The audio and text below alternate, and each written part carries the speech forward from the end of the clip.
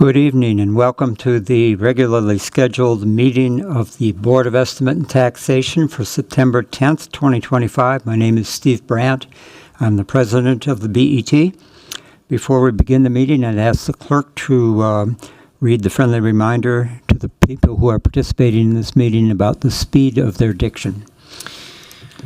Before we begin this meeting, I want to offer a friendly reminder to all members, staff, and the public that these meetings are broadcast live to enable greater public participation. These broadcasts include real-time captioning as a further method to increase the accessibility of our proceedings to the community.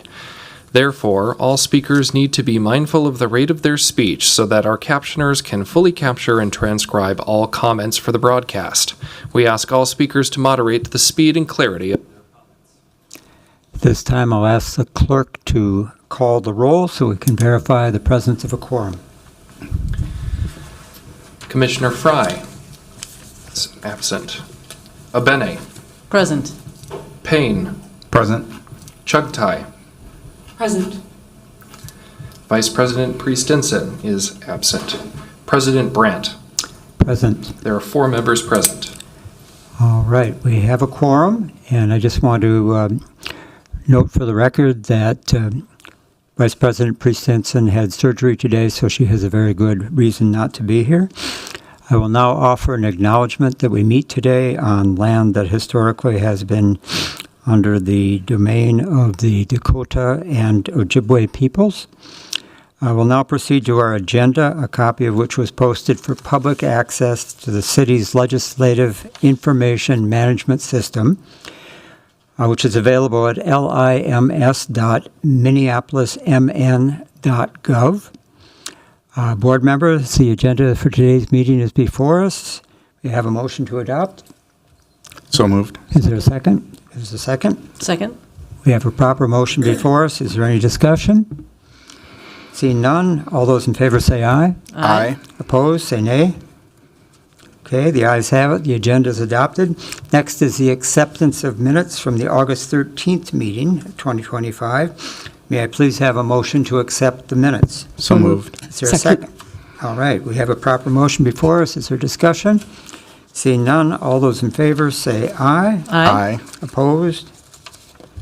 Okay, the ayes have it. The minutes are accepted as presented. Items 4 and 5 on the agenda today are scheduled public hearings to receive public comments on the Minneapolis Park and Recreation Board presentation for the 2025 maximum levy tax request and the property tax levies proposed in the mayor's 2026 recommended budget.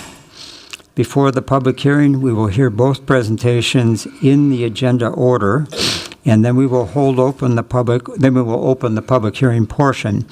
This is so that those of you who are here to speak in the public hearing can have the benefit of understanding more fully what is in each request. I'll ask board members to hold their discussion questions till after the public hearing. For members of the public who wish to give comment, you may sign up with the clerk at the desk over on the left side of the room. Are there any questions? Okay, seeing none, we'll hear first from Julie Wiseman, Finance Director, and Al Bangora, the Superintendent of the Minneapolis Park and Recreation Board. Welcome, Ms. Wiseman.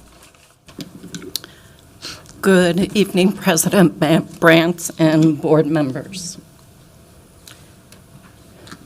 Our first slide of our presentation is an excerpt from the 2026 Mayor's recommended budget. It shows the recommendation of 4.92% increase for the Minneapolis Park and Recreation Board in 2026 and 3.5% increase for the years thereafter. The MPRB's 2026 maximum property tax levy request is 6.75%. As you will see on a later slide, this request is solely aimed at ensuring the MPRB can maintain its current level of service. We are not asking for anything beyond what is necessary to sustain existing operations. Yes, we acknowledge that this request is following a 2025 increase of 8.3%, and it is being largely driven by the union contracts that extend through 12/31/2026.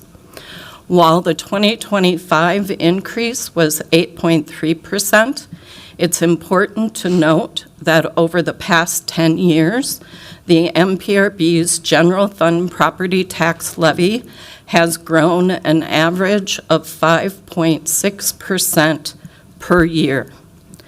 During that same period, the city's general fund property tax levy has grown by an average of 8% per year, and the mayor's 2026 city general fund request increase of 8.6% follows a 2025 increase of 9.8%.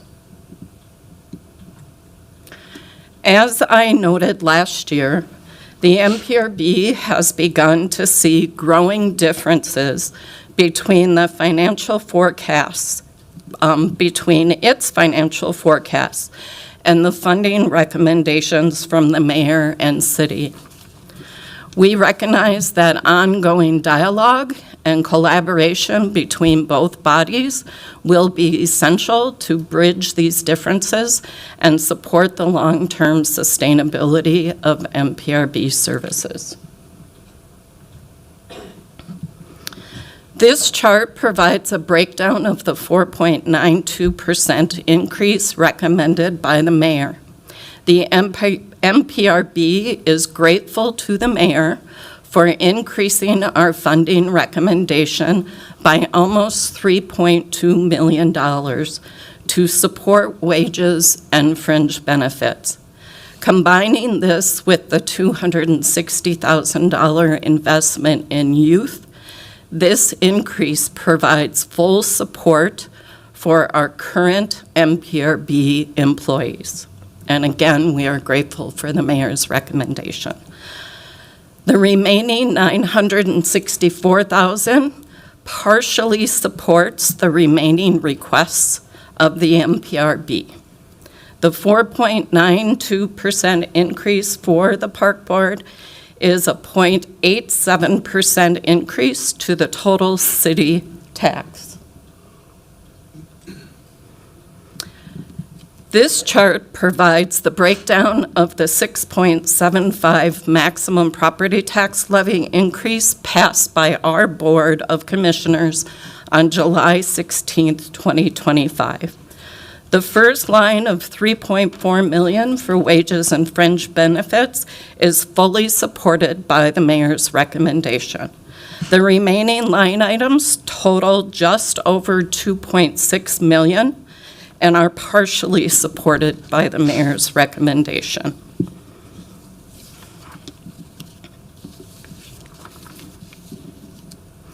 The MPRB property tax levy request includes a 9.6% increase to the city's general fund overhead charge for services the city provides to the MPRB. It also includes a new charge to the MPRB for Workday and budget tool software subscriptions. Also included is workforce and other operating costs for Graco and Upper Harbor Terminal Parks. And I will provide a little further detail in the next few slides. The difference between the mayor's recommendation and the MPRB's request is just over $1.6 million, or an additional 0.33% of total city tax. The MPRB has experienced growth in both regional and neighborhood parks, driven by residential development in areas historically zoned for non-residential use, shifting community needs, and strategic investments aimed at addressing historical inequities in park access. The city and MPRB have long been strong partners in supporting the development and revitalization of key areas across Minneapolis. Graco and Upper Harbor Terminal Parks represent past commitments and following through on promises made to bring much-needed green space and riverfront access to the north and northeast communities, areas that have historically been underserved. Failing to adequately fund the operational needs of these parks risk undermining the shared progress and could result in a reduction of services citywide if we are asked to absorb two very significant new parks within our system without property tax levy support. For Graco Park, this park, the outdoor areas, opened in September of 2024, with the River Hub building opening in May of 2025. It includes 9.3 acres and has a building, a pollinator lawn, segment of East River Trail, River Walk, gravel river landing, public art, outdoor stage, grassy areas, picnic tables, accessible parking. The workforce request includes maintenance services, maintenance and repair of the building, turf, trails, pathway, and parking lot, park amenities, natural areas, and BMPs, including mowing, snow removal, trash removal, graffiti removal, care of trees, shrubs, perennials, and natural area management. Programming services include site activation, front desk welcoming area, events, programming, and permit staffing. And I will note that the River Hub is a location of a Spark Studio that was funded through the $2.6 million youth investment, and it's not included in this request. This request is for $532,000 to fund the maintenance and programming staff at Graco Park. I'll also note that the park is already open. We are currently using one-time funds to partially activate this site at a limited capacity, which includes additional overtime costs for our full-time maintenance staff as well as seasonal employees, and then the reallocation of downtown programming staff to this site. Upper Harbor Terminal Park is a little bit different than Graco Park. It's 12.5 acres. 5 acres, which is shown on this chart, will be the main park area, and then there's 7.5 acres of linear park along the river. And again, these have similar maintenance requirements, although it's larger acreage. The chart below shows the linear configuration of Upper Harbor Terminal Park, where the park starts in front of the buildings 1A and 1B and follows the river all the way down and past Building 5. So we are asking for $529,000 for Upper Harbor Terminal Park, with a heavier emphasis on the maintenance side of this park, and there is a planned opening in early 2026. And that completes my presentation, and we look forward to questions after the public hearing.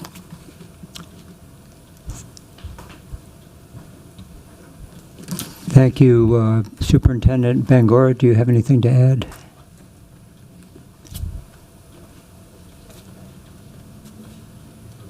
Okay, thank you for that presentation then. Next we have Jane DeSenza, Budget Director for the City, and Justin Coles, Manager of Budget Information and Analysis from Finance and Property Services to present on the maximum property tax levies payable in 2026. Welcome to you.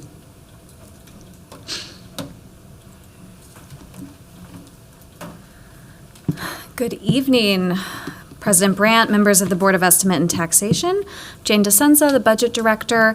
I'm joined by Budget Manager Coles, and we are here to present an overview of the Mayor's recommended budget for the 2026 supplemental year. So today we will walk through the budget book, and we'll take some time to go through two key sections. We will discuss our budget process this year, highlighting some key accomplishments and challenges. Budget Manager Coles will go through some specifics on spending and revenue changes, as well as the property tax levy. And of course, I just want to acknowledge we're two members of the budget team. There is a whole team of folks who work really hard throughout the year to produce this budget book, along with the council budget book. And they also offered a number of enhancements to the presentation you're seeing today. So major thanks to them for their work. So the budget book, as it usually is online in its interactive format. We are working right now on PDFing a copy that will be included in the LIMS record. So that will be available for posterity going forward.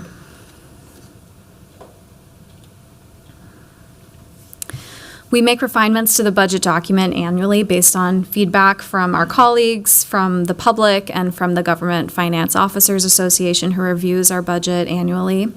The goal is a readable document that explains clearly the financial and policy decisions that the city is making. So each page is designed to answer those key questions that you all may have. We've added a lot more detail this year, particularly as it relates to staffing on each department page. That was information that was publicly available, but it was harder to find, and now it's much more directly available. And we also have a 2026 budget changes section for each department that clearly narrates the funding reductions, some limited increases, as well as shifts in funding between departments. So there are dozens of city staff that contribute to this book. So department budget liaisons are really important partners for us, who they do a lot of the writing, they respond to our quick deadlines, and we are thankful for them. So at this point, I'm going to shift away from the PowerPoint and go directly to the budget book to show a couple of key sections, and just to demonstrate for you all and for anybody who may be watching what kind of information is available.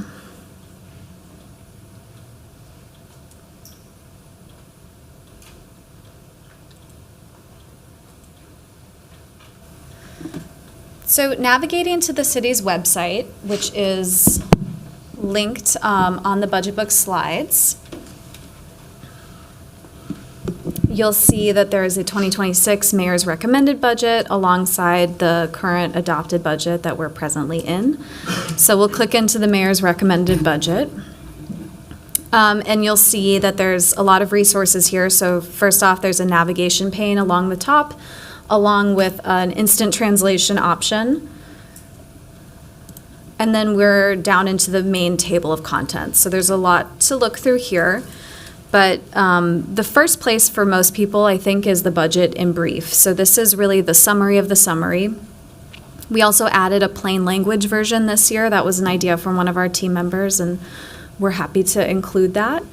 So I'll navigate to the standard budget in brief first. So this is where we're talking about key trends and accomplishments in the city. First, in a narrative format to sort of illustrate what were the dynamics as we're going into this budget year. And then we discuss challenges, and then we get into some figures. So these are summary numbers for expenses described in a narrative format, as well as in a bar chart that shows 2023 and 2024 actual spending alongside the budgets for 2025 and 26. And if you're on a desktop, this is easier, but if you scroll over the categories, you can see the spending broken down by the specific category types. That same format is also below for revenues. And again, we try to provide that quick hit information that most people are going to need. There are more detailed pages on both city spending and city revenues, also in the budget summary area.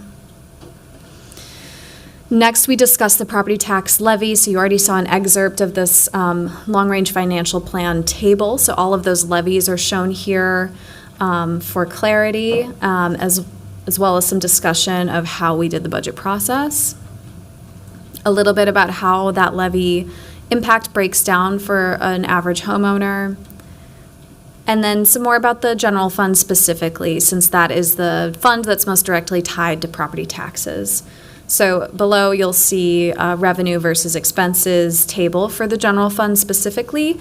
And again, that's 2023 actuals, 24 actuals, then budgets for 25 and 26. And then finally, there's a budget highlight section by priority area. So this is not a comprehensive list, but if you're interested in some quick information about how this budget deals with community safety, you could go here for some quick information. And then I will navigate to a specific department page. Community Planning and Economic Development, or CPED, is one of our more complex departments in the breadth of its work and the fund types. So they have a pretty long page here. But for each department, you'll see summary financial information at the top of the page. Again, you're able to look at it by category type. And then information is available by fund here in this table below. Navigating down to the next section, programs and divisions. This is where you get a sense of the core services that the department provides. There's an org chart for some clarity.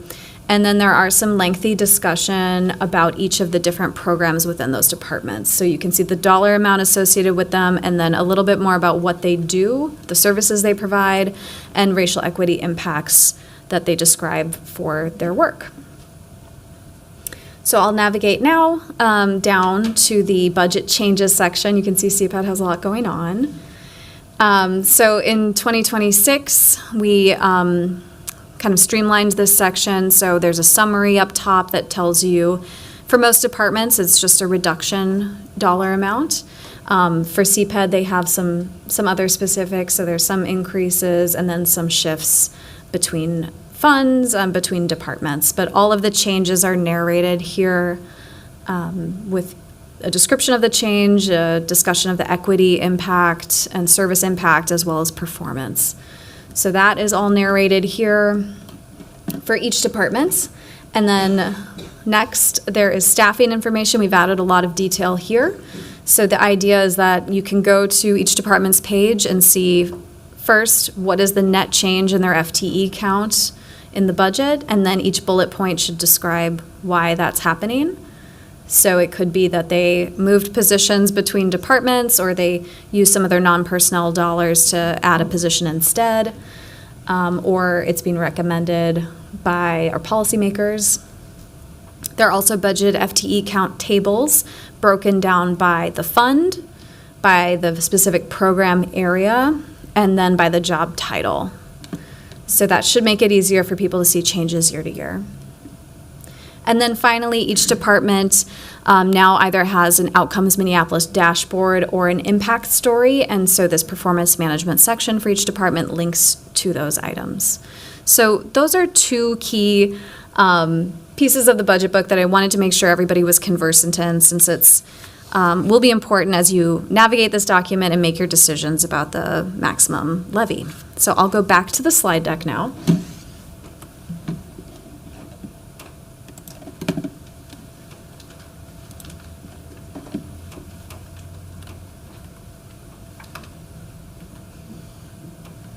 And we'll move on to the budget process. So this was a different budget process than we've typically done at the city.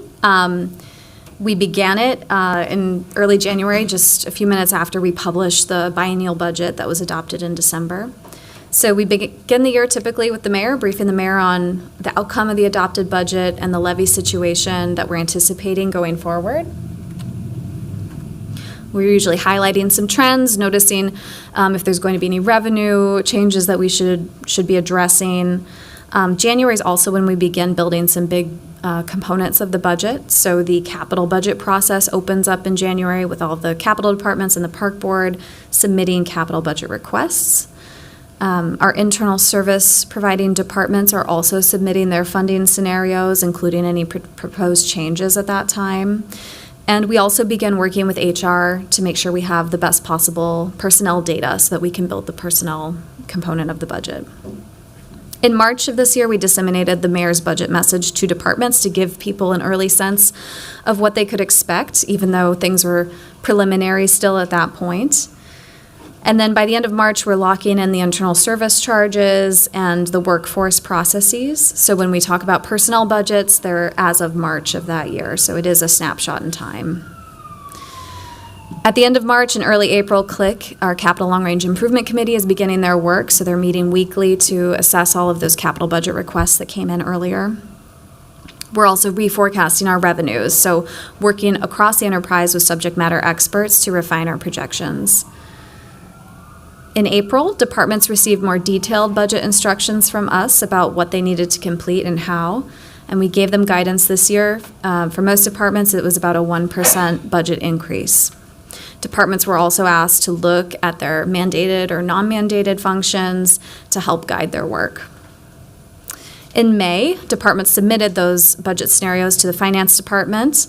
At that time, CLIC was also doing some listening sessions out in the community. And then in June and July, the budget team was briefing the mayor on those budget scenarios and getting budget decisions. Throughout the summer, we were presenting to this body the current service level presentation and also to the city council. In July, we published the CLIC report. And then, of course, after the mayor finalized budget decisions in July, we notified departments, and then we had the released budget in mid-August. So if we were to apply that to a specific city department, this is a non-exhaustive timeline of what finance and property services would have gone through as it relates to that timeline that I just presented. So finance and property services does a lot of things. Budget is one part of that. So in January, finance and property services, the budget liaison would have engaged with the budget analyst on my team to verify their workforce roster. Our CFO received budget instructions like all other department heads in April, and then worked to plan for that modest 1% increase. In May, CFO Dye submitted that proposal to meet those needs to us, which we then presented to the mayor. And then in late July, early August, got the final decisions and then worked with the department's budget liaison to write that decision up and get it ready for the budget book. So that's just a small portion of what a department head might experience as they're working through the budget process. The point, though, is that it's not a top-down mandate. Folks are consulted along the way so that we can have the most collaborative and strategic process possible. We asked every department to really think deeply about their core services, to think about what they could justify, demonstrate how that work aligns with the city's priorities and how it serves the people. So that is the approach that we tried to use throughout this budget process. I included this slide just to give a little bit more context on internal service charges because it is a sort of confusing area of the budget. There are no substantive changes between the internal service charges that you all saw in the current service level amount, but this just gives you more context on how we go about setting those. So the idea with internal service funds is that we're collaborating, we're achieving economies of scale, so it's a lot more efficient for property services to manage all the leases for the city than it is for each department to go out and seek their own leases throughout. The idea is that we have a cost reimbursement basis, so those departments are setting rates to recover the cost of delivering their services. Departments then receive the budget to cover those costs in the general fund, and then internal service funds are billing them throughout the year for those services. So when we are building the internal service budget in January, we're asking those departments who provide those services to submit their expense budget to finance. And then several of us in finance are reviewing, going back and forth with them to validate that that is reflective of a current service level and not an expansion of service. Once those plans are approved, those charges are approved, they get incorporated into the budget and billed out to the various customer departments. So going back to the operating budget, we did things quite a bit differently than in prior years. So normally there would be an open call for new spending proposals. We did not request any new spending proposals from departments this year. Instead, we asked them to submit general fund departments to submit budget scenarios aligned with a specific budget target, a specific dollar amount. And we did that after removing internal service charges and any one-times. We calculated what would 101% growth be for that budget. So each department got from us a table that showed their 25 adopted budget, this target amount, and then their 2026 current service level. So what would be the true cost of just inflating like we normally do. We had 100% participation from all general fund departments. And most reductions that are in this budget originated from departments themselves. So letting the subject matter experts lead in that respect. So those were the scenarios that were submitted to the mayor for consideration. Many were accepted, some were revised or tweaked, and some were, of course, rejected. The considerations on the screen here show you what we talked about with department heads as we were introducing this exercise. So, of course, first and foremost is the impact to residents and our ability to sustain core services. But we asked folks to consider a lot of other things, including coordinating with jurisdictions nearby, whether they had new programming that hadn't really been established yet, whether they'd seen long-term vacancies that they could part with or historical under or overspending, and whether if they had a revenue-generating program, whether we would continue that.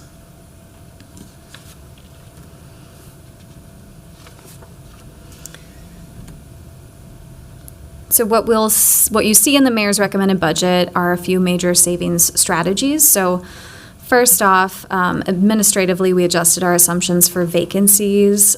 So instead of using a traditional vacancy factor, we revised downward our assumptions for salaries so that it was an entry-level starting point, as well as our health insurance assumptions. And Budget Manager Coles will talk about that a little bit more as well. We also removed food and beverage budgets from most departments, so that resulted in about $140,000 of savings. Departments themselves, from their budget scenarios, that generated about $16 million of savings. We also reduced from the original plan 2 levies, the permanent improvement levy and the bond redemption levy. So bond redemption supports our capital program. Permanent improvement levy supports the technology improvement plan. And we also assessed our transfer from the Downtown Assets Fund to make sure that we were presenting a maximal transfer to cover our economic development work while also maintaining the health of the Downtown Assets Fund. This budget contains minimal uses of fund balance. So we are only using fund balance for necessary one-time needs. So we always fund our elections because they vary in cost year to year based on the kind of election. Those are funded on a one-time basis. So our 2026 election is funded with use of fund balance. And then we have the new state paid family medical leave plan that we need to implement next year. And so we are using $2 million about from general fund balance to cover that startup cost. And we included an excerpt here from one of our rating agencies. We are very proud to have the AAA ratings that have been recently reaffirmed.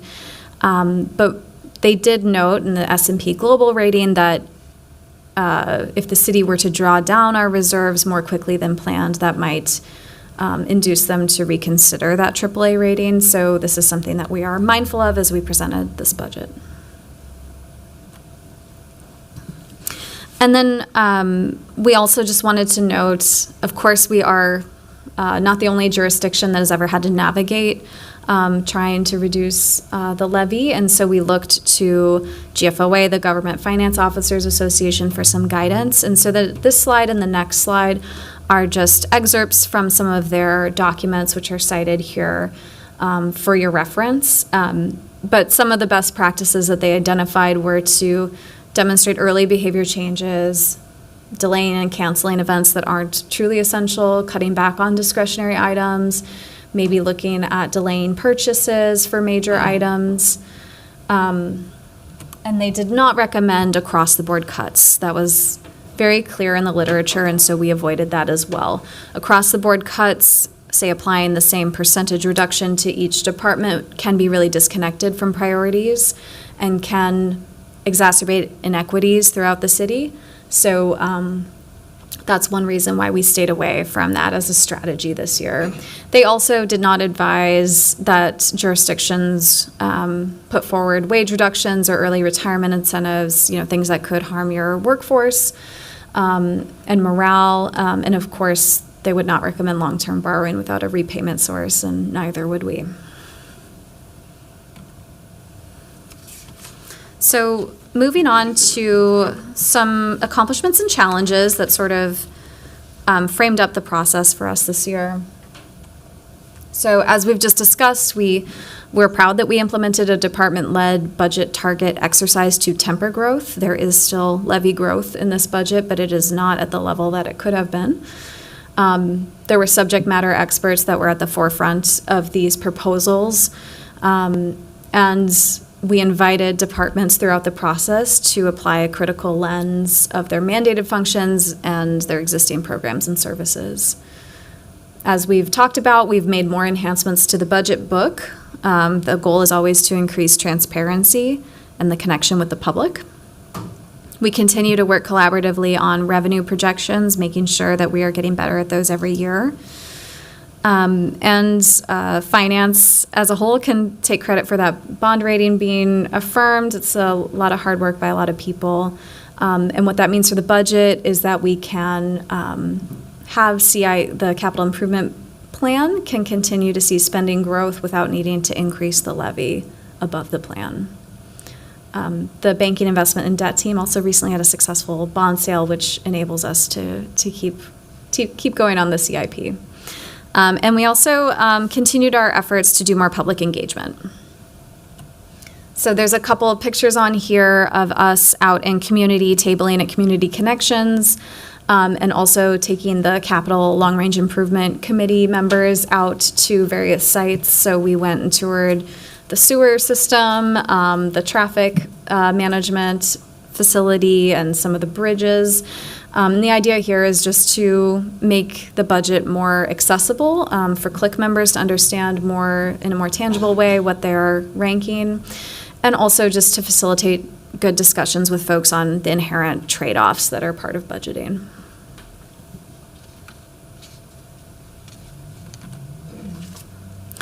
Looking forward, this is a preview of where we're trying to get to. The GFOA has some standards that are sort of new for performance metrics, and so we are trying to align these with all the great work that's happening in our city departments alongside performance management and innovation to strengthen performance reporting in the city. And so we have asked departments if they have this kind of information to bring it forward in budget presentations. And then the long-term goal is that each department page will have something like this table.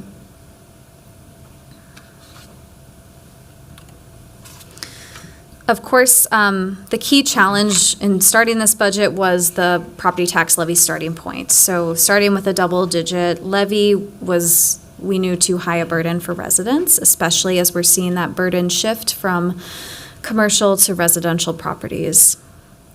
It is true that the city has expanded its FTE complement in recent budgets, which contributes to some of those cost increases.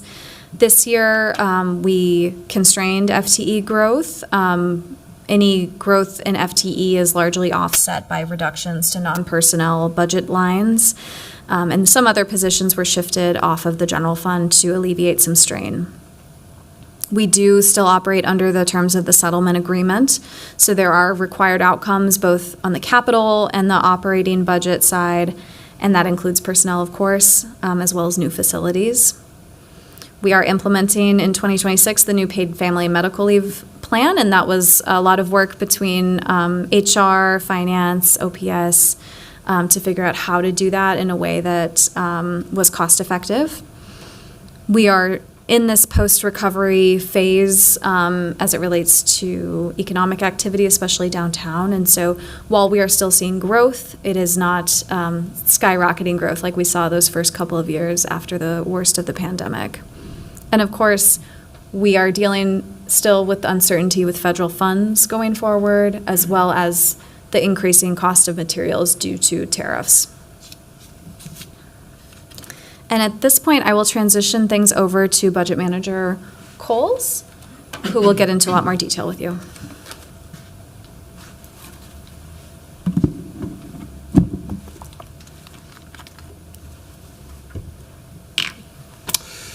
Thank you, Director DeSenza. Good evening, President Brandt and Commissioners. So in the following slides, I will provide detailed information of changes in city expenditures and revenues in the 2026 Mayor's Recommended Budget.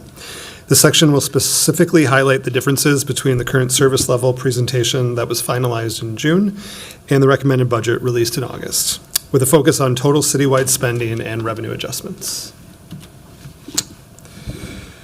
Total city spending in the 2026 recommended budget reflects a 7.41% increase, which is equivalent to approximately $140 million. Of this overall growth, 24% is driven by increases in salaries and wages and fringe benefits, and 64% is attributed to an expanded capital program represented in the chart by the capital equipment category, which consists of mostly construction and rising equipment costs.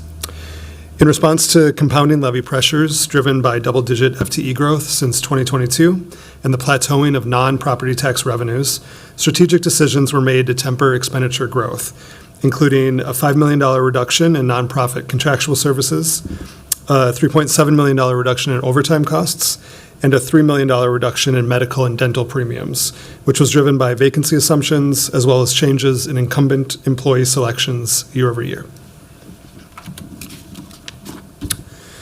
This slide presents a table of new budget items included in the 26 recommended budget that were originally part of the plan that was adopted in 2025. As such, these are not new initiatives for this cycle, and presentations and discussions were held during last year's budget process over these items. Information regarding these investments can be found on the lead department's page in the budget book, both in the 2025 adopted book and the 26 recommended. This year's budget presentation includes a new chart that highlights the contractual services category within the general fund. This category, as defined in our accounting system, encompasses a broad range of expenditures, from internal service allocations, such as IT and fleet, to building utility costs, veterinary services for the K-9 unit, and various contracts with nonprofit partners. Within the general fund, the contractual services category encompasses just around 25% of the recommended general fund budget. This slide provides a summary overview of enterprise-wide staffing levels. Departments will be prepared to discuss any changes within their budgeted position counts and current vacancies and hiring plans during their individual presentations at Budget Committee over the next 2 months. Please note that our workforce reconciliation process concluded in March in order to present the current service level calculation. Now that we're in September, this data should be used for reference purposes only. In an effort to provide more detailed staffing data, enhancements have been made to the staffing information section found at the bottom of each department page in the budget book. Budgeted FTE counts are now presented at the department and program level as well as by job title, in addition to being broken down by fund. While this information was previously accessible by clicking through tables within the 25 budget book, it's now more readily available by simply visiting each department's page. Although subject to change, these figures reflect the positions used to calculate budgeted salary and fringe benefit expenses. Changes at the program or job title level may occur due to departmental reorganizations or reclassifications. Such reclassifications may be budget neutral, as they are typically offset by reductions in non-personnel budgets or other internal adjustments. As an example of these enhancements, the City Council department page is shown here. While the budgeted FTE count for City Council remains unchanged in the 26 budget, any changes to overall department FTE counts or fund level adjustments would be explained within this section in the book. This enhanced transparency allows for more effective tracking of budgeted FTEs and serves as a valuable resource for policymakers, departments, and the public to monitor year-over-year staffing changes. Regarding financial impacts, the total budgeted salary and fringe benefit expenses across all funds reflects a year-over-year increase of $33.9 million, representing 5.4% from 25 to 26. Breaking that down to the general fund, salary and fringe increased by $16.5 million, or 3.6%. One final note on personnel inputs to the recommended budget. There are currently 10 open labor agreements set to expire at the end of 2025, which are at various stages of collective bargaining negotiations. Additionally, there are 4 contracts that are scheduled to expire at the end of 2026 and will begin negotiations next year. The 26 recommended budget incorporates the actual costs for 8 settled contracts, as well as projections based on coordination with our labor relations team for positions not represented by a labor unit and for the remaining 16 contracts. These projections include anticipated cost of living adjustments and step increases. Actual costs for contracts settled after the completion of the 2025 current service level calculation, as well as those finalized in early 26, will get reconciled as part of the CSL analysis for the 27 budget. I just wondered if you could maybe moderate your rate of speech a little bit for the benefit of our captioners. Certainly. Thank you. Total city revenues in the mayor's recommended budget are projected to increase by nearly 8%, or approximately $149 million.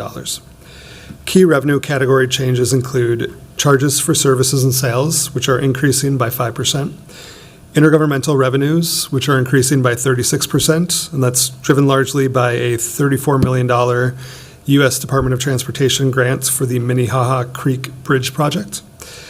24% increase in bond activity, which is primarily driven by enterprise bond proceeds. A overall 22% decrease in the use of fund balance across all city funds, and an increase of 37% in fines and forfeits, which is largely attributed to a traffic safety camera citation pilot project by Public Works. While the recommended budget shows an increase compared to 2024 actuals and the 25 budget, the majority of this growth is driven by the aforementioned enterprise bond proceeds. Current trends in local option sales tax revenues suggest that we have moved beyond the recovery phase and are entering a period of relative stability. Given the limited number of large-scale events planned in the downtown core for FY26, which is a strong driver in the fluctuations of these revenues, the budget recommends a modest 3% increase over the 25 adopted budget. These revenues are closely monitored by the Budget Office in coordination with our partners in the Development Finance and Downtown Assets teams who track the many factors influencing these sources. Local government aid is a general-purpose funding source that can be used for any lawful expenditure and is also intended to provide local property tax relief. As such, it is included in the general fund and supports the city's overall operations. By ordinance, the city allocates a portion of the LGA allotment to the Minneapolis Park and Recreation Board and the Municipal Building Commission. These allocations are detailed to the right of the graph, while the bolded figures at the top represent the official certification for each year. As shown, there is minimal year-over-year change in LGA as we approach 2026. Having reviewed the overall city spending and revenue outlook, we'll now turn our attention to the property tax levy, the critical funding source that supports many of the essential services the city provides. The property tax levy is considered a revenue of last resort and serves as the final lever used to balance the budget after all other revenues have been forecasted. A key piece of feedback that we have heard was the need for a clearer explanation of the property tax levy and how it interacts with our current service level. This slide outlines the process we followed to arrive at the recommended 7.8% levy increase, illustrating the true cost of maintaining services at each step of budget development and the strategic measures taken to reduce that burden. So starting on the left and going to the right of this slide, at the time of adopting the 2025 budget in last December, our initial projection for the 2026 levy need indicated a planned increase of 10.8%. This served as the starting point for our long-range financial planning. As we advanced through the 2026 budget development process, we conducted a comprehensive recalculation to determine the actual cost of maintaining current service levels. This included updating expenditure projections and forecasting non-property tax revenues. The completion of those stages revealed that maintaining existing services without change would require a levy increase of 13.1%. This figure represents the true cost of maintaining the status quo without new investments or efficiency gains. Confronted with the 13.1% figure, we identified significant expenditure savings by adjusting our vacancy assumptions, specifically related to salary step progression and healthcare elections. Rather than applying a traditional vacancy factor, this management approach achieves similar savings while providing departments with clearer budgeting parameters. Under this approach, departments are expected to manage their hiring processes in a way that ensures they do not exceed their total annual budget. These actions reduced the estimated levy growth required to maintain current service levels to 11.2%. This revised figure was presented to the Board of Estimate and Taxation during the current service level presentation as required by City Code. And now we are presenting a 7.8% total levy increase in the recommended budget. This increase reflects a series of careful and challenging discussions throughout the budget process. It represents not only the cost of maintaining existing services, but also incorporates additional strategic reductions and policy decisions to arrive at a more fiscally responsible number. This discussion is intended to demonstrate that the 7.8% levy is not just a number. It's the result of deliberate efforts to balance the city's needs with prudent fiscal management and a strong commitment to providing meaningful property tax relief.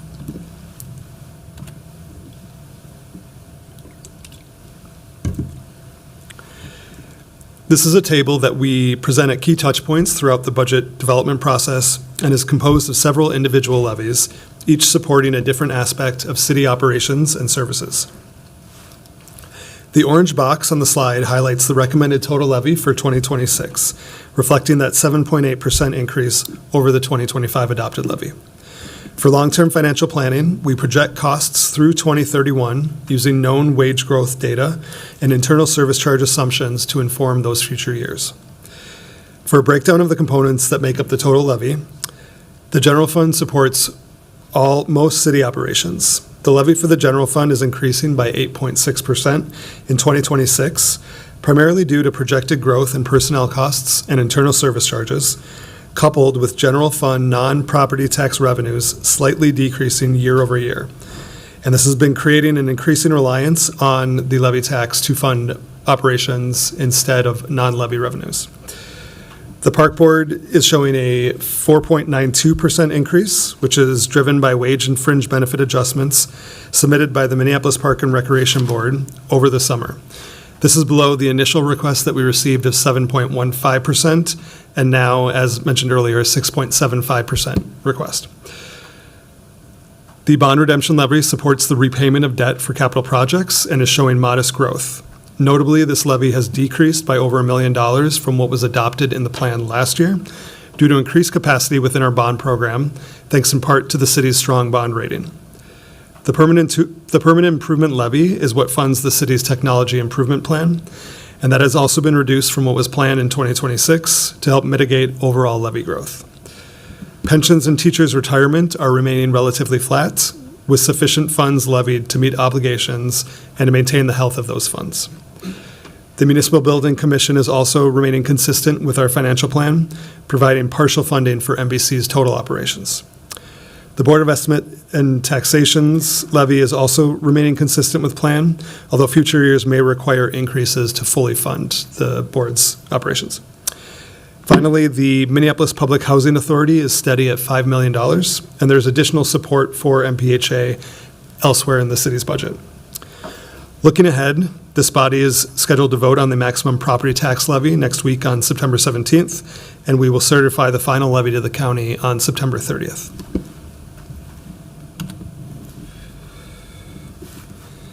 This slide mirrors the previous one, but is designed to highlight the level of expenditure reductions or additional non-levy general fund revenues that would be required to reduce the levy impact by just 1 percentage point. While a 1% reduction may sound modest, in the context of the 26 recommended budget, it would equate to approximately $5.4 million. To lower the levy by that amount, we would need to either cut $5.4 million in spending or identify an equivalent amount in new or existing non-property tax revenue, such as fees, grants, or other income sources. This is not a symbolic shift. $5.4 million represents real trade-offs. It could mean reductions in services, delayed infrastructure maintenance, staffing impacts, or scaled-back programming. On the revenue side, generating this level of non-property tax revenue in the short term can be extremely challenging. The purpose of this slide is to demonstrate that even a 1% adjustment to the levy requires careful consideration and difficult choices, either in how we raise revenues or where we reduce spending.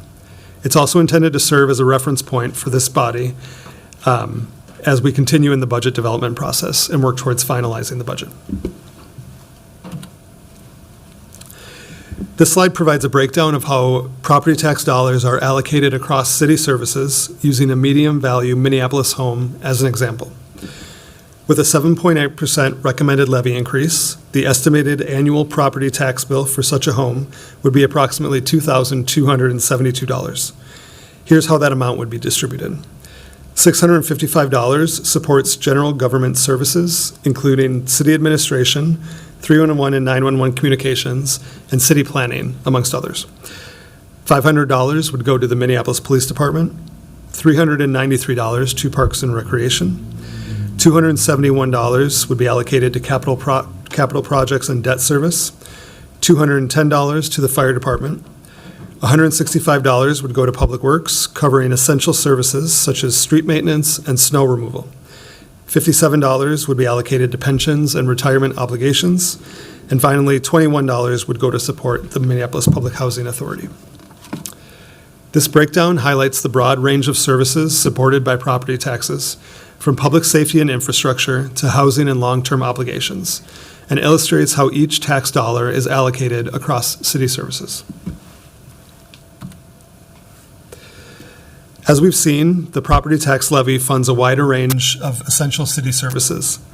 To help both policymakers and residents better understand how proposed changes to the levy may affect individual property tax bills, we've worked again with the assessing department to develop an interactive levy impact estimator.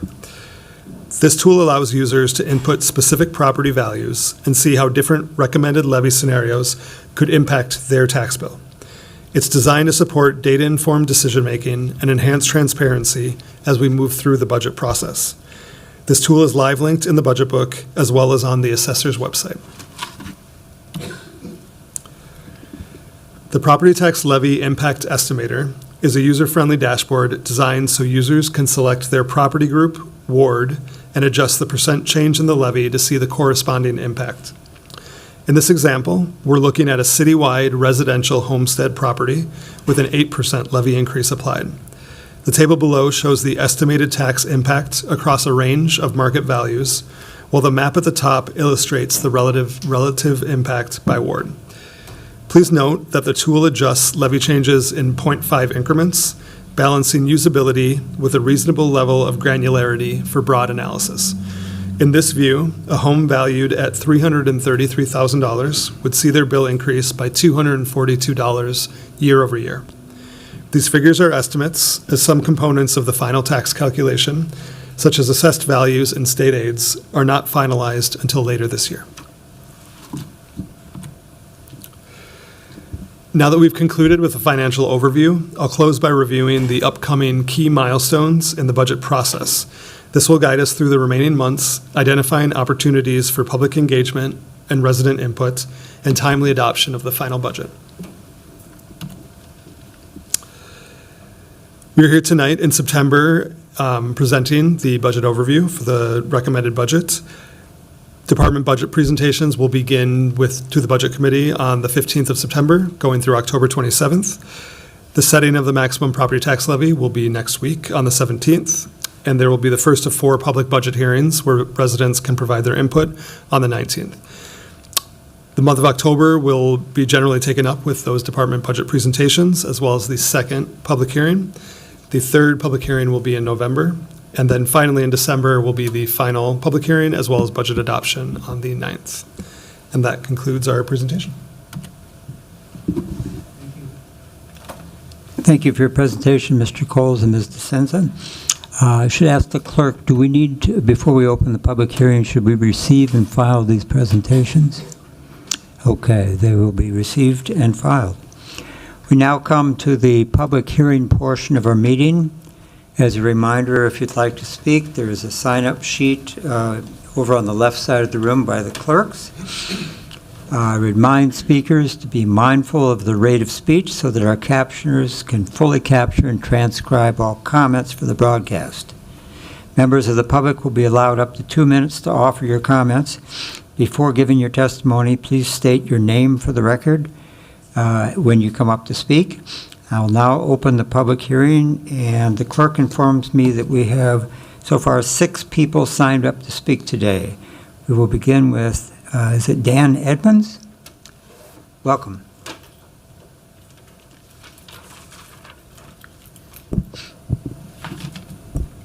Thank you, board members. My name is Dan Edmonds. I am an educator and resident of Minneapolis on the north side. I strongly oppose the upwards of 7% property tax increase proposed for the next budget cycle by this administration. The City Council has already proposed a budget with an upwards of 2% increase that Mayor Fry vetoed, only to then propose an increase of almost triple that. I have no problem with higher taxes if it is used to benefit our communities. But how can I support a 7% increase when I see city resources being used to clear encampments of our unhoused neighbors, often bulldozing and throwing away their property with no compensation, especially when the MPD is tasked with carrying this out, who receive nearly a quarter of these dollars? I want our police keeping our communities safe and not being used to terrorize our most vulnerable neighbors, seemingly at the behest of this city government.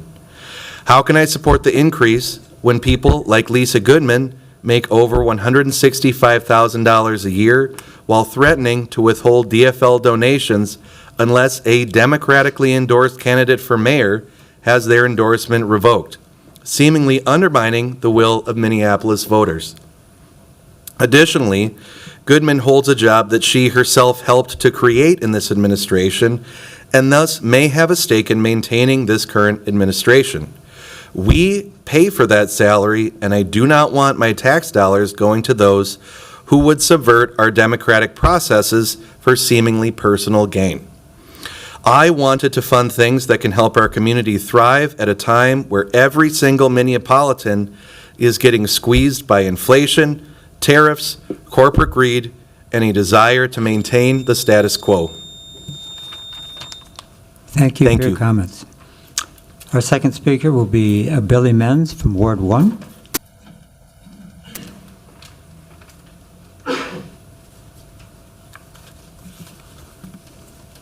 Hi, Billy Menz. I'm District 1 Minneapolis Park Board Commissioner. I'm speaking as a commissioner.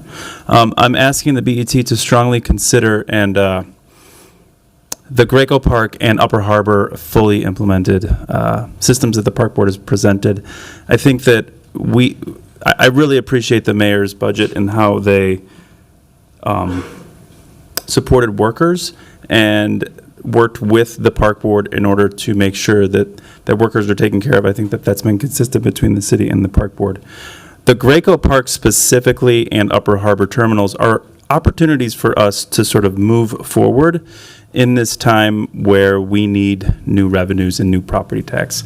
I think one of the things that I notice as a commissioner and as a resident is that both of these spots offer us an opportunity to reclaim the river and also provide opportunity for more development, which the city also needs. Upper Harbor is going to present a lot of opportunities for us increasing the tax base, and I think we need to move forward with those now in order to set the stage for that. Same thing with Graco Park, with the Graco organization leaving that community.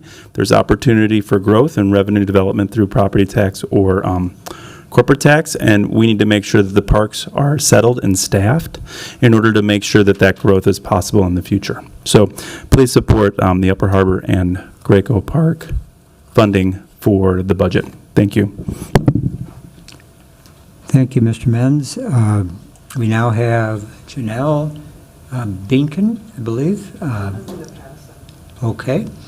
Next up is Becca Thompson from Ward 12. Hi, everyone. I'm Becca Thompson. I'm the Commissioner for District 2. Thank you all for your service. I would just like to echo what my colleague said about our parks coming online. I know that we have profound fiscal challenges right now, and but these are things that we've promised and built in over the last several years before we had these different fiscal issues, and so I would just really love the opportunity to bring those fully online for the community along the river.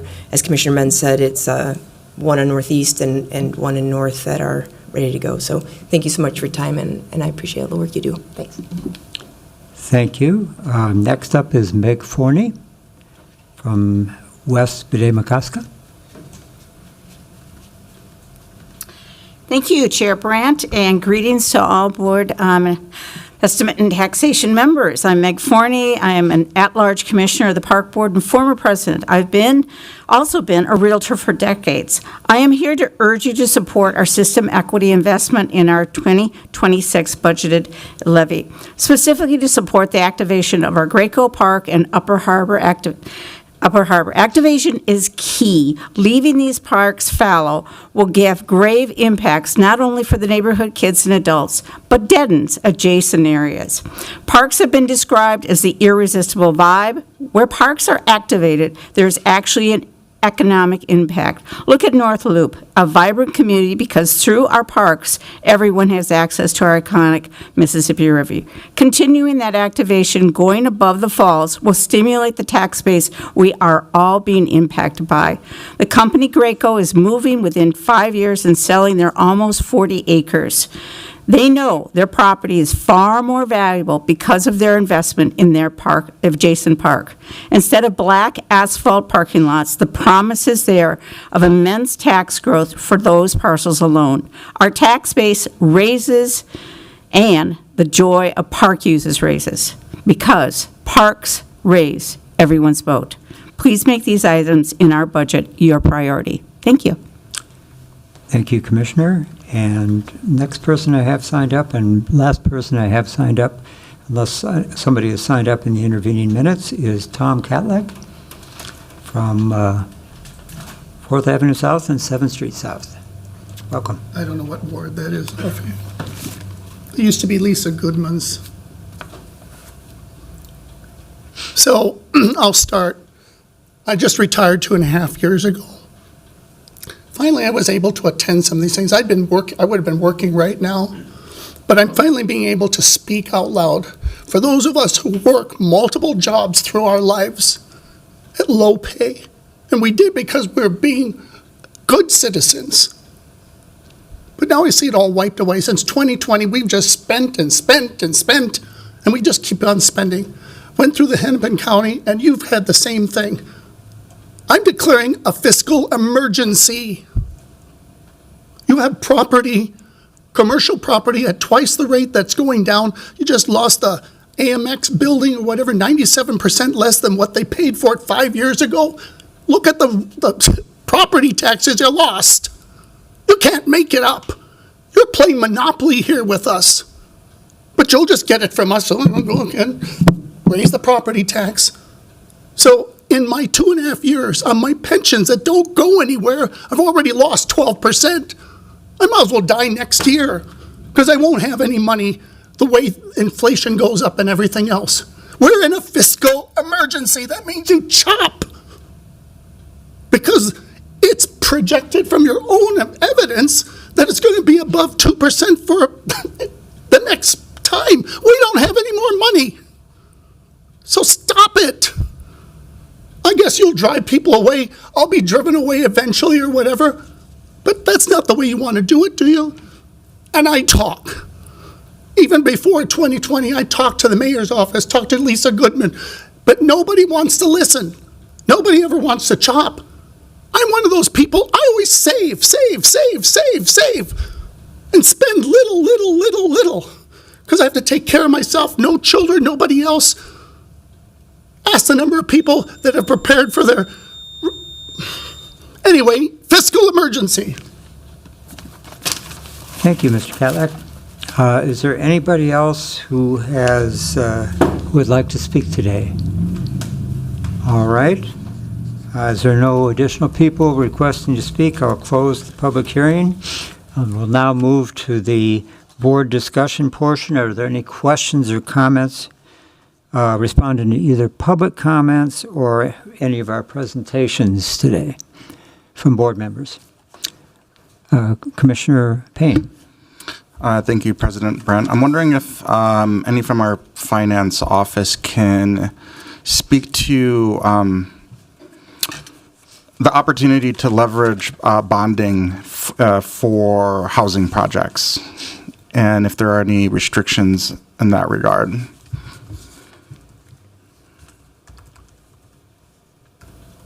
Through the president, bonding for housing projects, I believe we would need to consult with the banking investment and debt team. It's not something that I deal with on a day-to-day basis. We certainly have begun some conversations with MPHA to see if that's a viable strategy for them, in a similar way that we work with the park board for bonding, but I don't have anything concrete for you right now. If that's just something that I don't need to follow up in the next weeks, but I think it's a topic that's probably going to be months to years long conversation that I think that I want to start bringing into this space as well.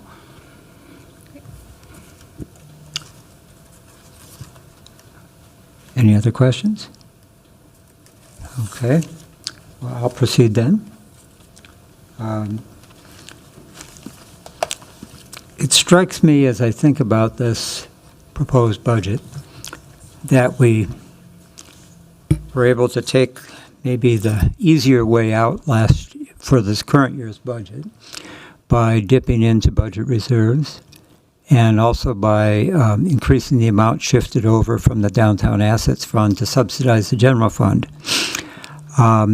However, as I read the second quarter financial report that we'll be receiving shortly, it appears that we are getting to the point where the projected year-end balance for the for the budget reserve will be about $30 million over the 17% minimum that's set by the city as policy. And I heard a warning from the fiscal staff here that we may have had a shot fired across our bows from one of the rating agencies in that regard if we further cut budget reserves. I'm wondering if you could address that more specifically. How much room do you think there is in 2026 to tap into those reserves? I certainly see the warning in the second quarter report. Thank you for the question, President Brandt.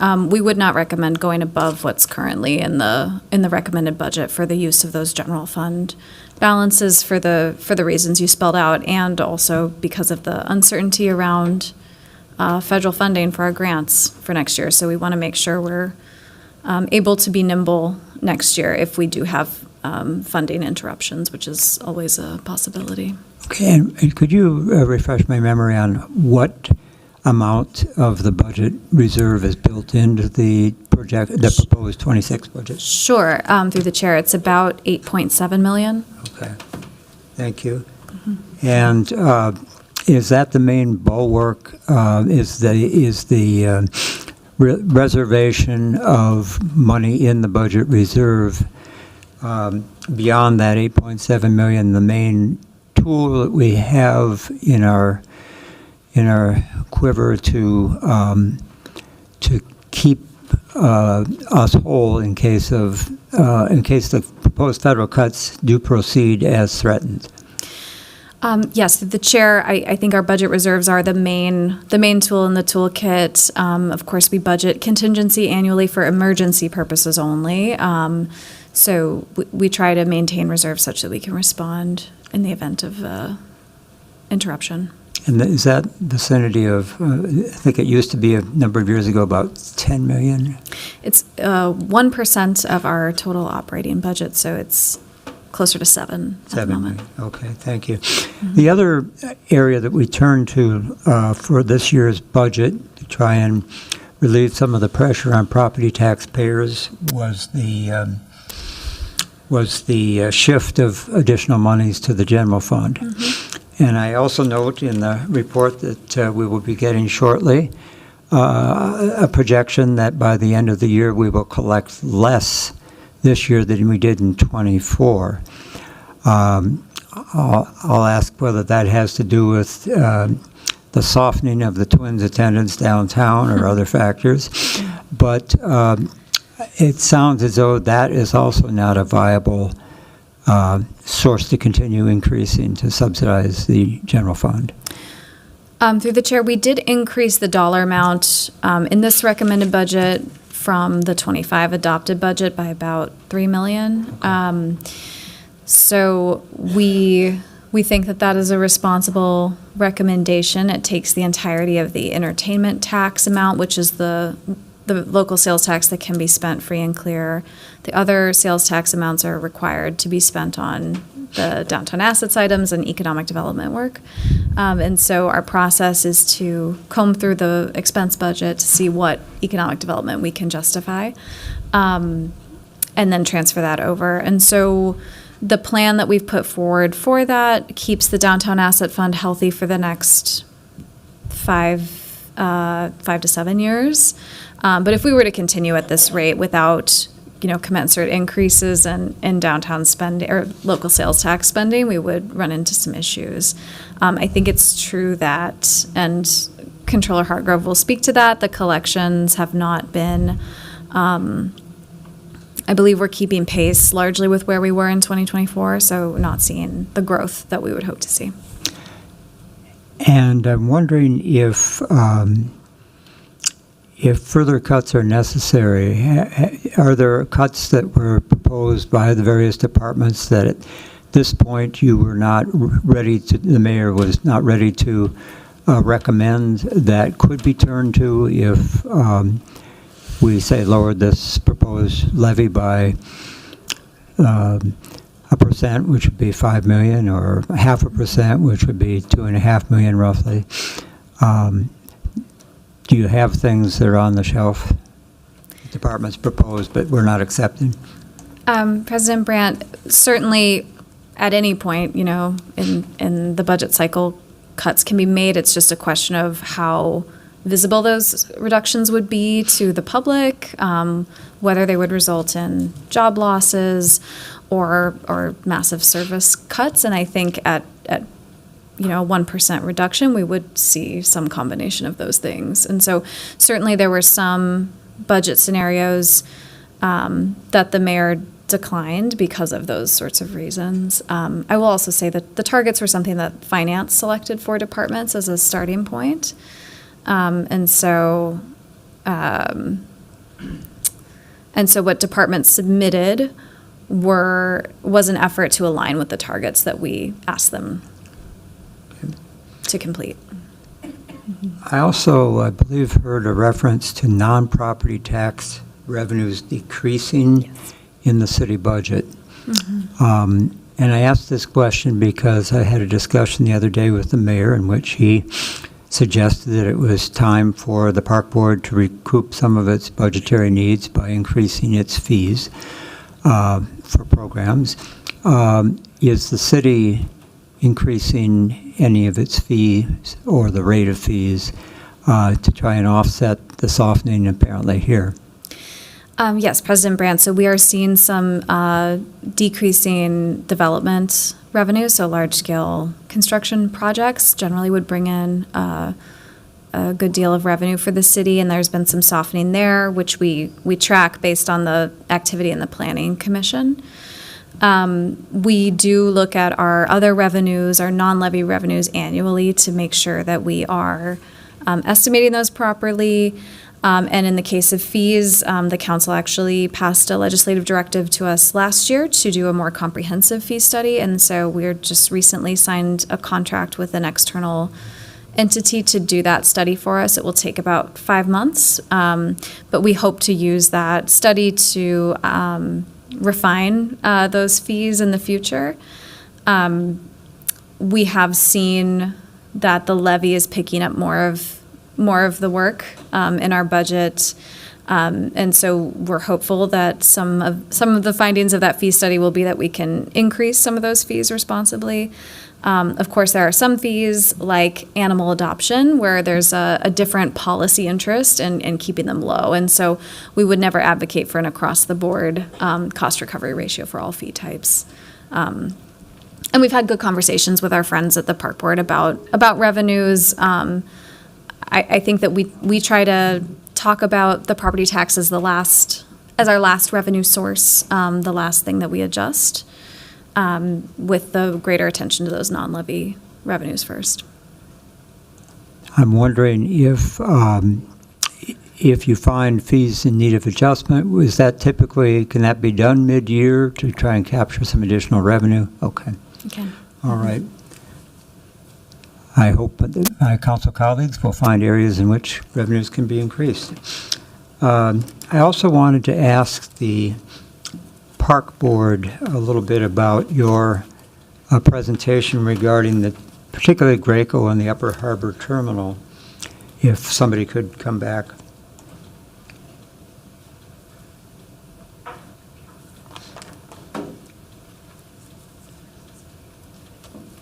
Thank you. The need to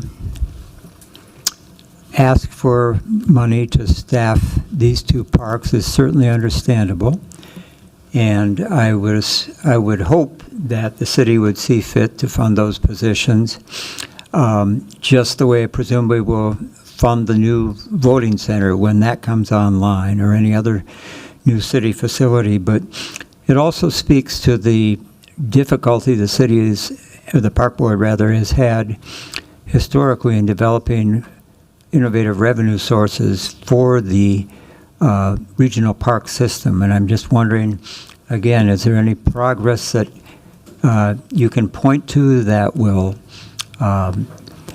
give me some assurance that in the future we'll be able to capture revenues there in different ways? For example, there's a number of parking bays around the chain of lakes or along the riverfront where one can park for free, which I appreciate, but it doesn't help the park system. President Brantz and board members, I'm phoning a friend on this question, and I'm Okay. going to turn it over to Deputy Superintendent Ringgold. Okay. Welcome. Thank you, Director Wiseman, President Brandt. So I think one of the things that we don't talk about enough in front of this group and probably others is our enterprise fund. Because the primary focus of this work tends to be our general fund and how we fund different aspects of our system through the general fund. It may be important, especially when we talk about regional parks, to talk about that in our enterprise fund, we earn about $16 million a year and have the similar level of expense in that enterprise fund. And that's our concessions get all put into that component. All of our golf courses get put into that component. Our ice arenas get put into that component. So it might be important to start the conversation a little bit more around how much of our infrastructure is already not going into a general fund ask. And so when we think about many of our facilities that are coming online, we look at them now to say, do we think they might generate enough revenue to actually sustain themselves? The one where we said yes to that most recently is Waterworks. So Waterworks is also a new park that's come into our system where we have felt that we might be able to generate enough revenue within that park to cover the expenses of it. So there's no general fund dollars going into Waterworks. Another one that we have that's similar to that is the Sculpture Garden, where we look to say this might be a space within our system that we don't need general fund dollars to. So when we think about parking, that actually sits in our enterprise fund, and the dollars that we gain out of parking go to help offset the cost of sustaining all of the parking infrastructure that goes along with it, but it also supports the enterprise fund, not the general fund in that way. The enterprise fund has avenues by which it reinvests in amenities that are within the kind of regional system that aren't like a golf course. That's a clear delineation, but that is there's a relationship there that we don't talk about enough. Within the actual general fund, when we talk about that, we're at about a $10 million in revenues. That is not property tax that we're looking at. We've rebuilt that from about $7 million right after the pandemic, and now we're looking at next year's budget as a way to increase revenue generation in there. But the bigger revenue generating items that we have in our system actually sit in that enterprise fund, and where we can, we actually pull those parks fully offline and have them funded on their expense side within that enterprise fund. Thank you for that answer. Appreciate your response. Thank you. Are there any other questions? Any other questions? Okay.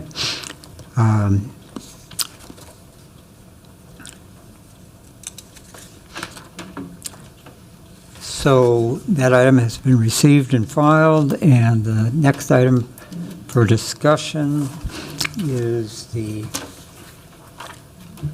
excuse me, I want to skip over something.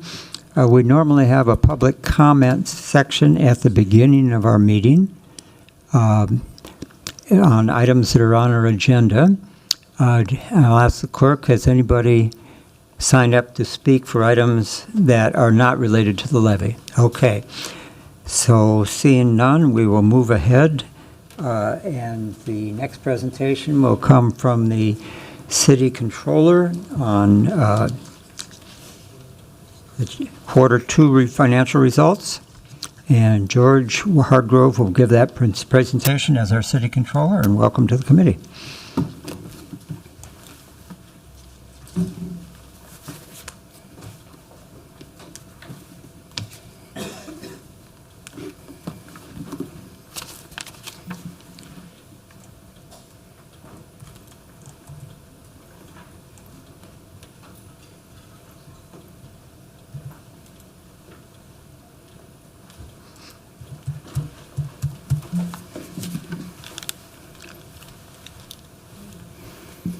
Good evening, President Brandt, board members. Thanks for having me today. I am George Hardgrove, the City Controller.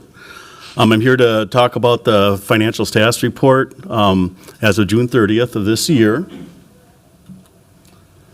So just to start off with, I wanted to just, before I get going here, just thank the many people that, go into producing this report. We work with many people in finance, particularly the budget office, but especially the controller's division as well, too, and all the departments that help us forecast the results. So anyway, as I mentioned, this is as of June 30th of 2025. It's a point-in-time report. We did most of the forecasts in July, so we're about a month and a half. Since then, things have changed. Since then. The information is not audited. We only audit once a year at the end of the fiscal year. So anyway, we just don't recommend that. Recommend certainly getting any updates or anything like that. If people are contemplating, if they see surpluses or things like that, those things could potentially have changed in the last couple months here. So getting on to the financial highlights, in 2024 we had a fairly stable year. In fact, we ended up when you look at the general fund balance from like the start of the year to the beginning to the end of the year, it really only changed by about $1 million or so. However, when we've looked at the numbers so far, halfway through the year here, it does seem like we're in a time of transition now. We have seen our fund balances start to go down as we've used reserves in our budget and for spending, especially in the general fund here. And so you'll see a kind of a theme as I go through the slides here that we have noticed a kind of a change in the financial situation of the city. So as Budget Director DeSenza mentioned before, we have maintained our AAA bond ratings with all three agencies. We also, we've seen our property taxes be under budget now. We're forecasting about $19 million or so under budget. About half that is due to some fiscal disparity, budget assumptions that didn't come to fruition there, that I think we've adjusted for going forward. The other half is just increases in uncollectible amounts.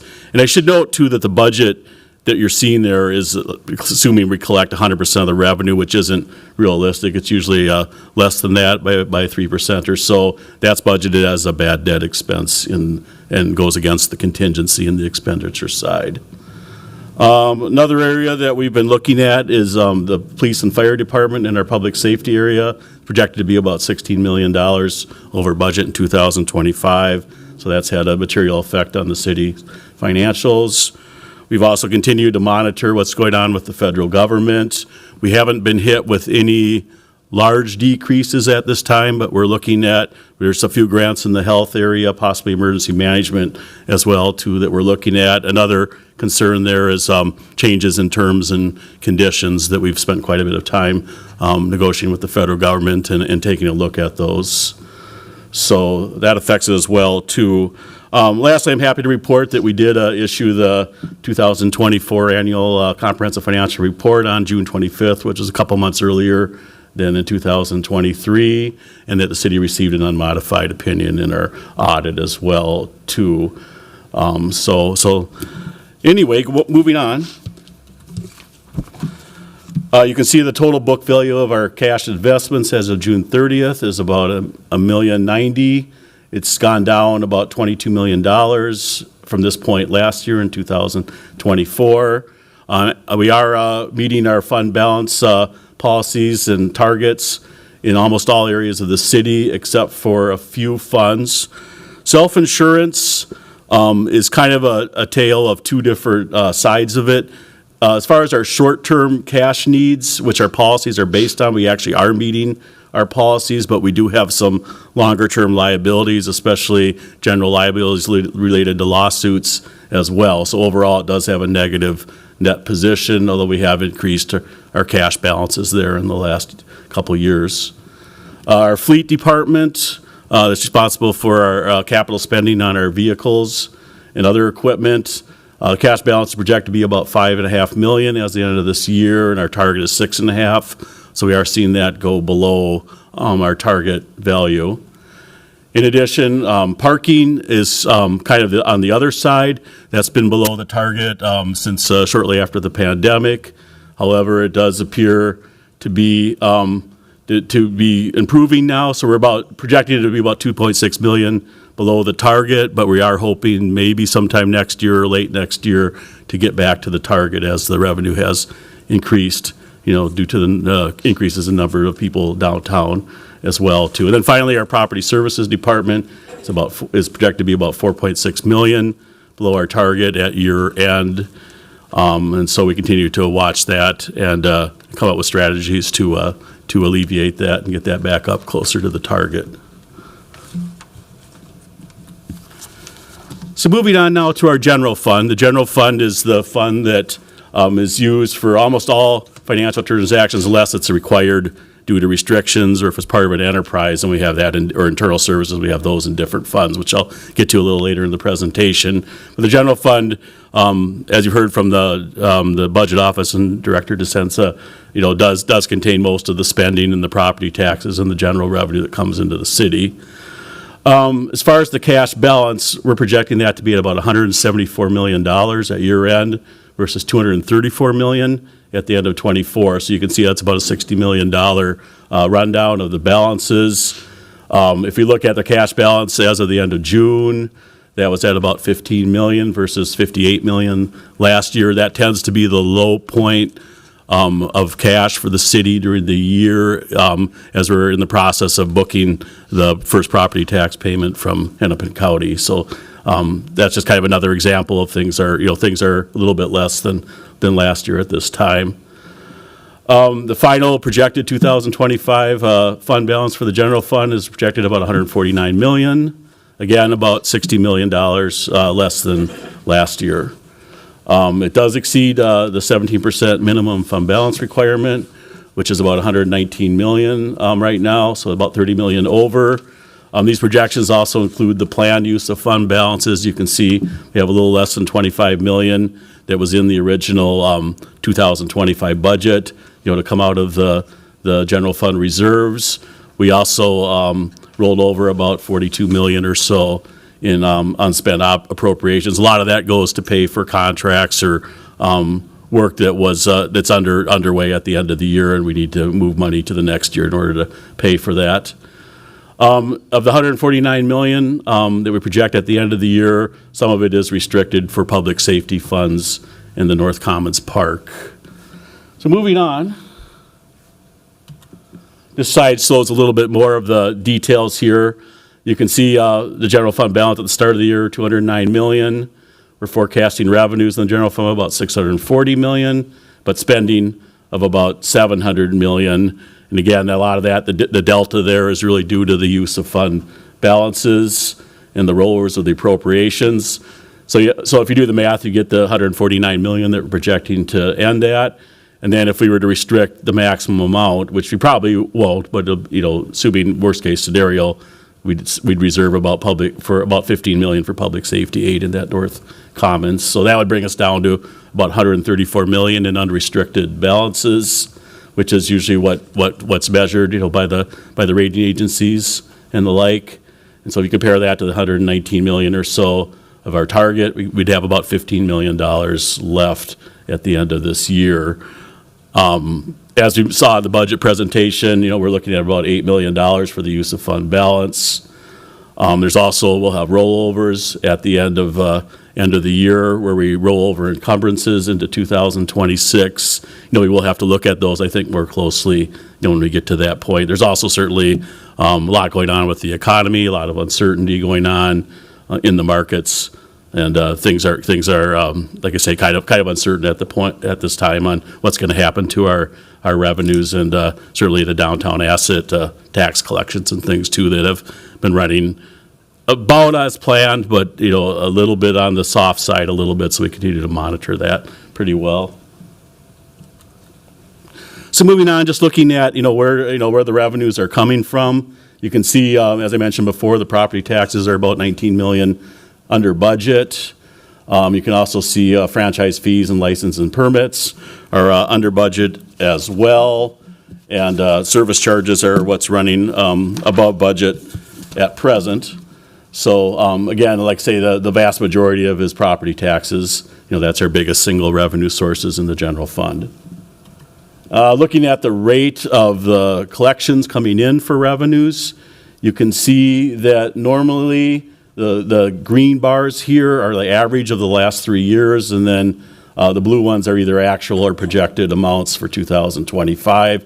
You can see they're pretty steadily running below the average of the last few years, which is another reason that our projections we're projecting that the fund balances are running down. And so normally we would, most of the time we collect almost 100% of the revenue budget.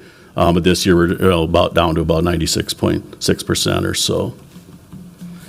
Moving on to the expenditure side of the general fund, you can see the vast majority of it goes to public safety, with the lesser amounts in the other areas. You can see every area is projected to finish favorable to budget, except for public safety that we mentioned before.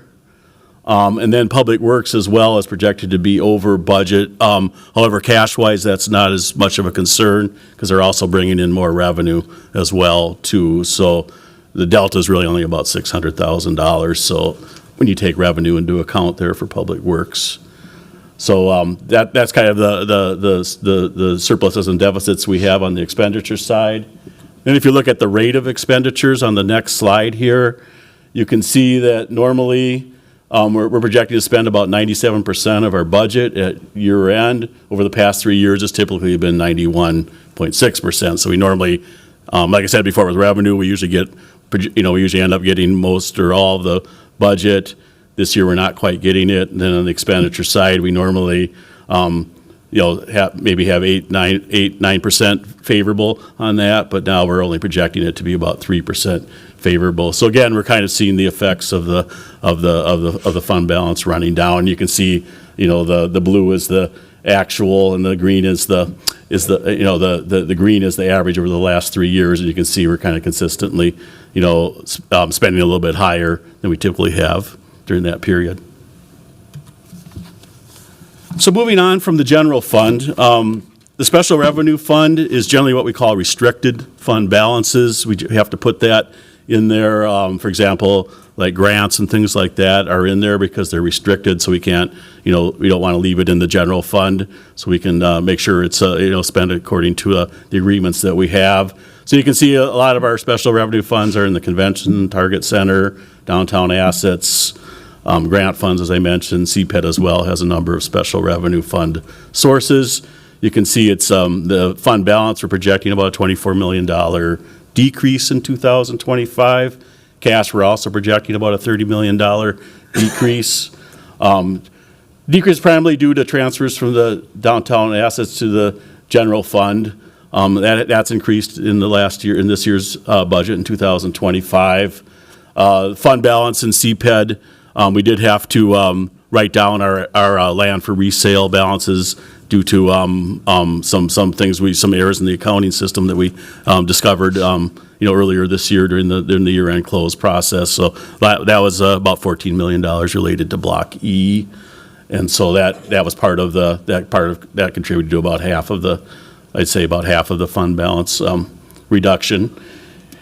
If you look at the specific numbers here, you can see, like on the right side of the diagram there, you can see almost universally the fund balances are going down, both cash and fund balance on all the special revenue funds. I don't believe any of them we're projecting any kind of increases. Nothing earth-shattering or anything like that, but just in general, they are running down a little bit.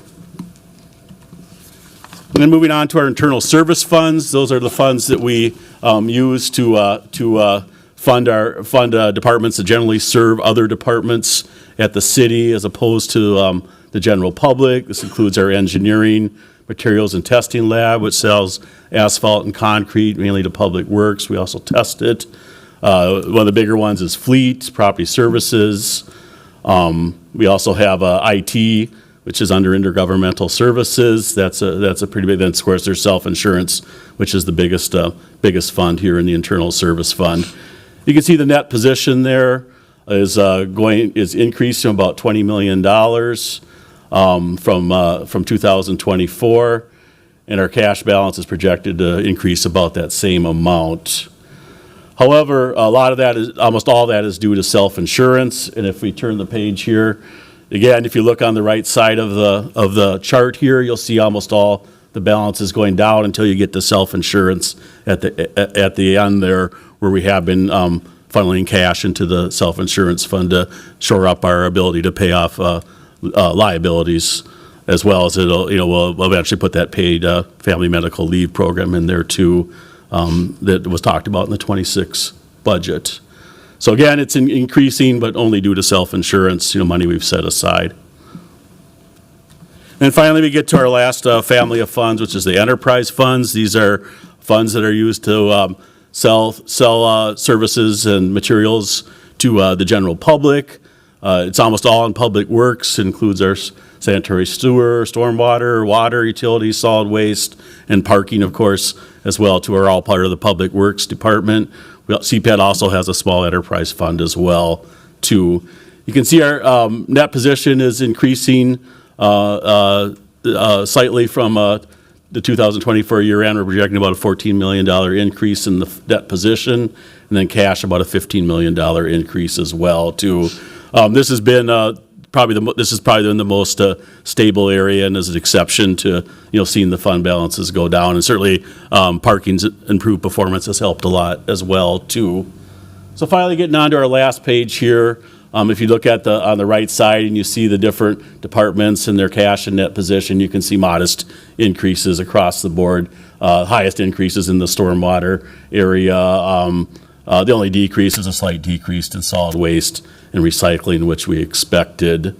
So again, it helps build fund balances potentially for projects or other operating needs as it goes on. So at this time, that concludes my presentation. I'm certainly happy to take any questions that you may have. Thank you. Colleagues, Commissioner Benny. Thank you, President Brandt.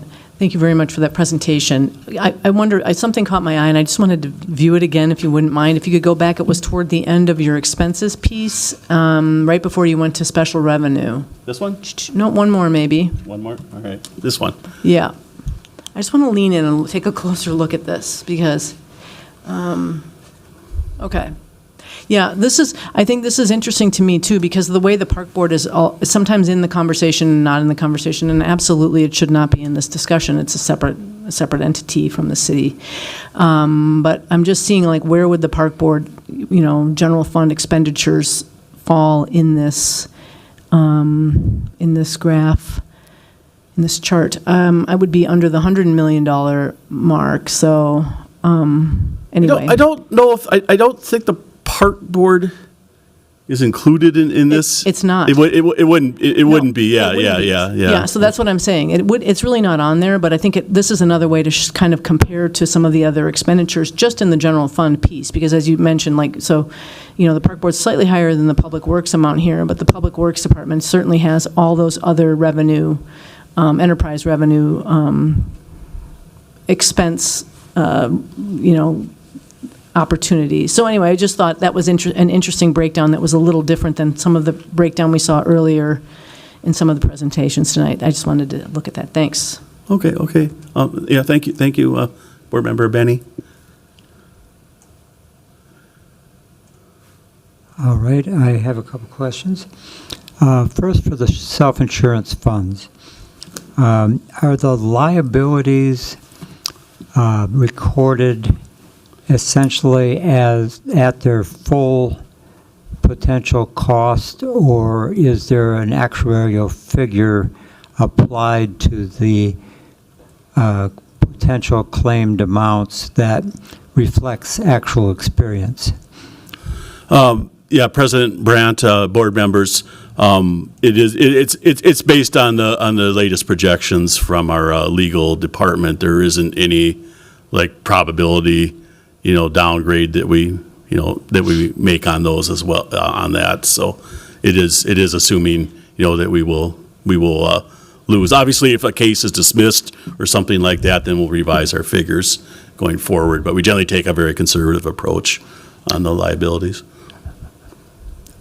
That's an interesting, it's interesting to me because it seems to me with those costs being charged back to the operating departments, more is coming out of their budgets than perhaps long-term experience would warrant.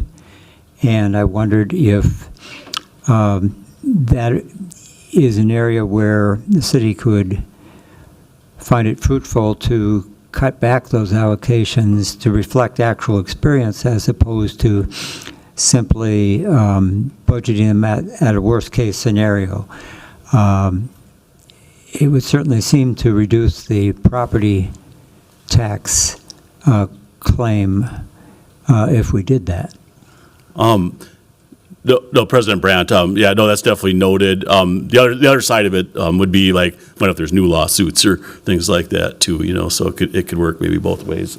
Shani, I'll introduce Deshani Dyer, our Hi. Chief Financial Officer. Hi. President Brandt, thank you for the question. Deshani Dye, CFO for the city.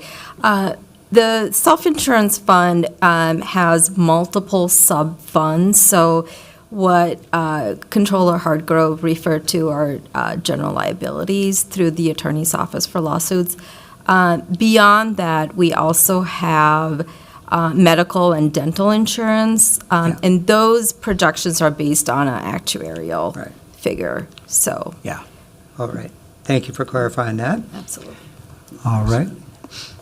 And I'm wondering if you have any further insights into the softening that was noted in the collection of sales and special taxes in the second quarter report, and your projection that they might fall slightly below the 2024 level of collection, and whether that's more in any one particular of those taxes.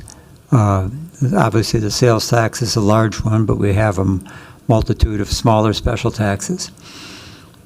Yeah, President Brandt, board members, it's very slight in a few areas. Obviously, they're downtown oriented, the entertainment tax, the liquor tax, things like that, that would suggest, maybe people are, possibly, cutting back a little bit, due to uncertainty in the economy. But that's something that we're monitoring close. I don't want to say that, they won't meet projections or anything right now. It's just something that we're watching, Okay, I certainly understand that people might be hanging onto their wallets, and I certainly understand that the Twins are not drawing people downtown the way they did earlier in the season, but one would think that with all the ballyhoo about people coming back to work downtown this week, there would be some upside too.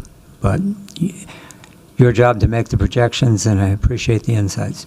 Yeah. Thanks, President Brandt and board members. And yes, we'll do another projection here as of the end of September. We'll work on that in October and come back and present it in November, December timeframe. So we can revise the projections at that time too. Very good. Thank you for your presentation. The clerk will receive and file this report. Our next agenda item is the BET work plan. And Christina, do you want to give us an update?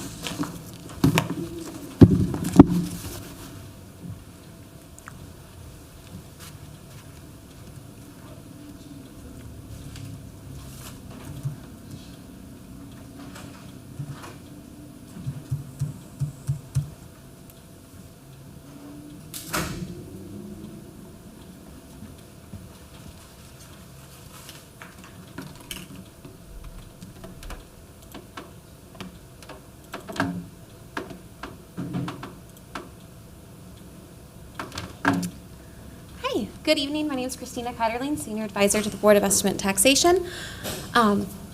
Clerks, good to go. Can they see my screen? Perfect. Thank you. So I was asked by President Brandt to give you an update on the work plan and the status of my activities that you all instructed me to do. Because that would have only been a couple slides, I wanted to give you a little bit more while I was speaking today. So I'm going to give you an update on what the BET can expect with their schedule, any upcoming trainings that you all might see come across your email, and an update, of course, on the research projects from that work plan. So a little bit of everything. The first thing is that this current meeting room we're in is going to have some upgrades at the request, not only of our board, I'm sure other ones, but especially our board. This room here in the PSC is going to have certain upgrades made by Property Services. I did meet with the Director of Property Services, and we're going to have some upgraded lighting here at the podium. Some coat hooks and storage lockers are going to be installed probably over here to my left-hand side. So just to make this room a little bit more usable for all of you. They are also going to remove some surplus and overflow seating from this space and move it over to City Hall now that we have the new council chambers. I did ask them if they could please hold off on that until after today's meeting, just in case we needed all these overflow benches. And they were very receptive to that. So you'll see some of these benches in the back of the room start being moved over to City Hall. An elected official security training is tentatively scheduled for immediately before one of your October BET meetings. Details will be emailed out to all of you. I think this is really pertinent. I know the council members have their own trainings and they're probably pretty familiar with the emergency response processes up here behind the dais. But I think especially for the widely elected members and our Parks Board member, it's going to be really worthwhile to meet with security services and just go over what elected officials should keep in mind for your security while you're up here on the dais. So we're trying to schedule that immediately before one of your October meetings, but that requires several people's schedules committing to it, so I'll be sure to let you know as soon as Property Services gives us the go-ahead that that's going to happen. There's also some different administrative topics that I wanted to cover. This is not everything your staffer does in a week, but it's just some of the things that I wanted to give you an update on. The first is the onboarding process for BET elected officials and your staff.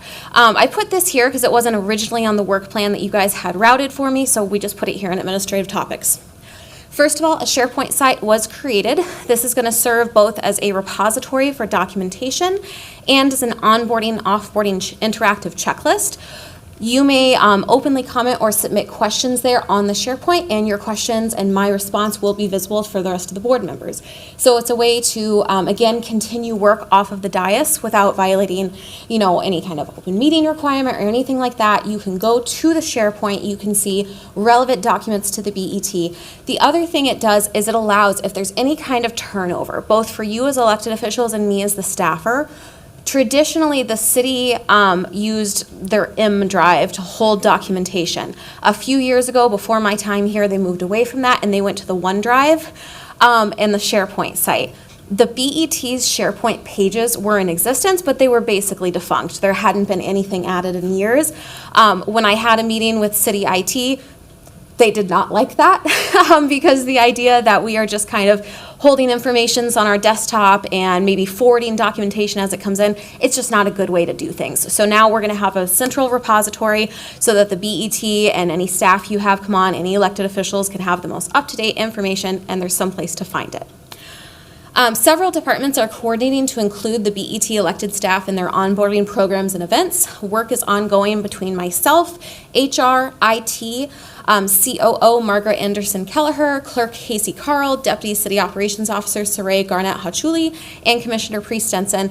This includes everything from elected official social events to department meet and greets. So you'll hear definitely more details about this as we get a little further, but just so you know, there are several different departments involved in this so that we can have a formal onboarding for elected officials and a formal offboarding. So whether it be social events that you go to meet new staff members or anything like that, we're trying to incorporate the BET so that they are also included in things that maybe originally just kind of went to City Council prior to now.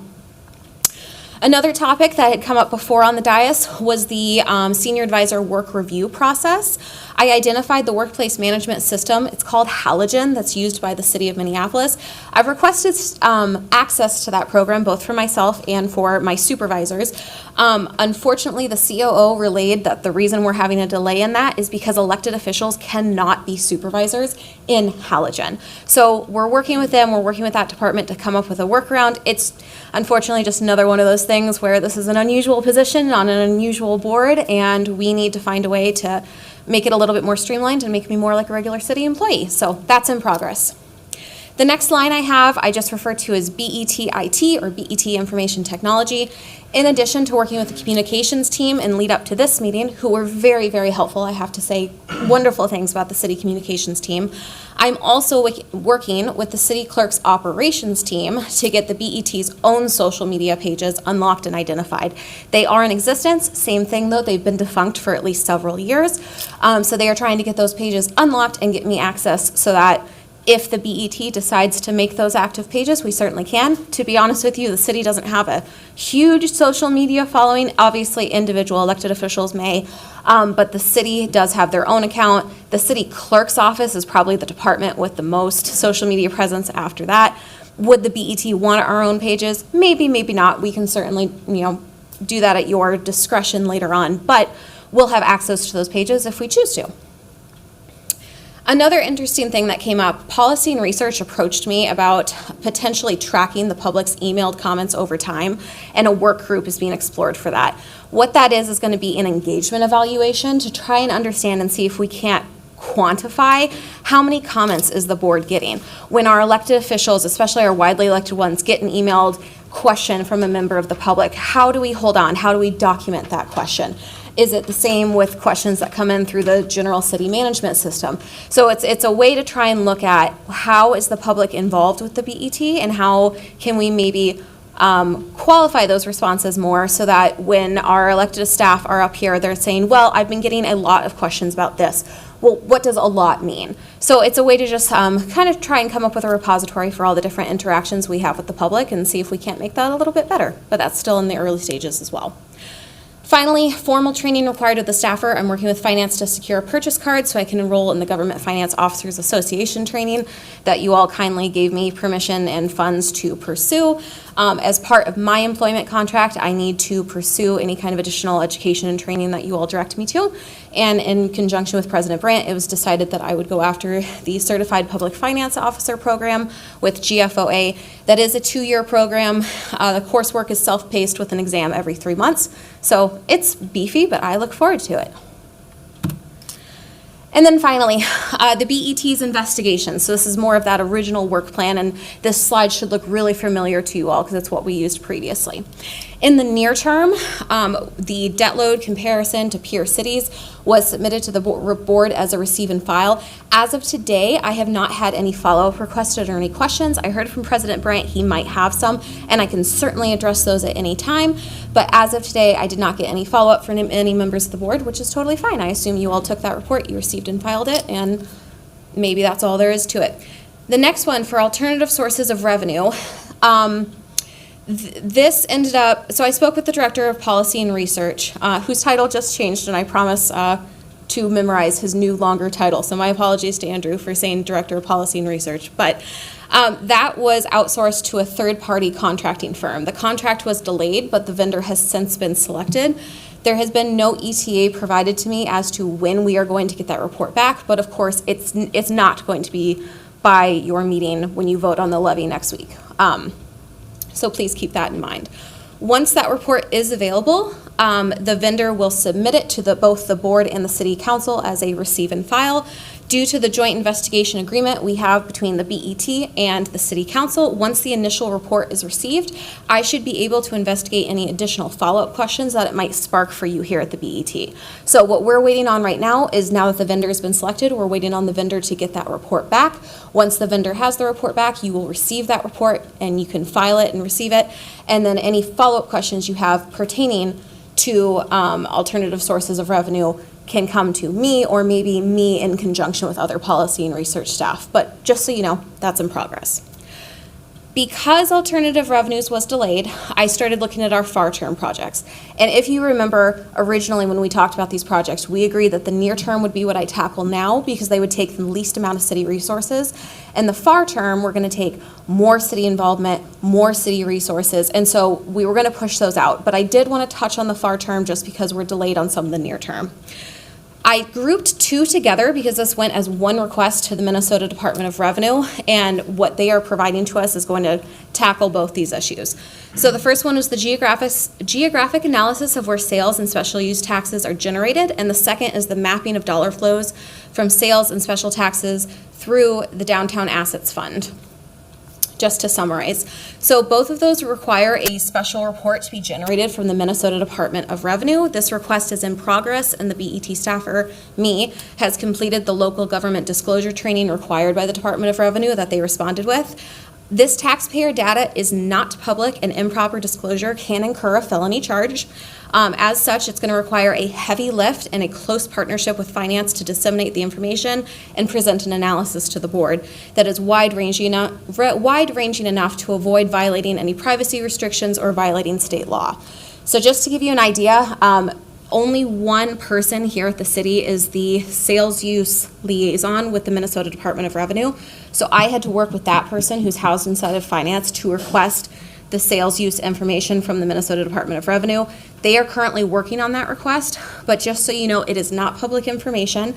I will have to go through finance because that report can only go to that one particular person. We are also going to have to work very closely with IT because the amount of information they're sending over is going to be way too big for an email, and it's a security concern. They can't send it to me on a flash drive. I can't house any of that information on my computer.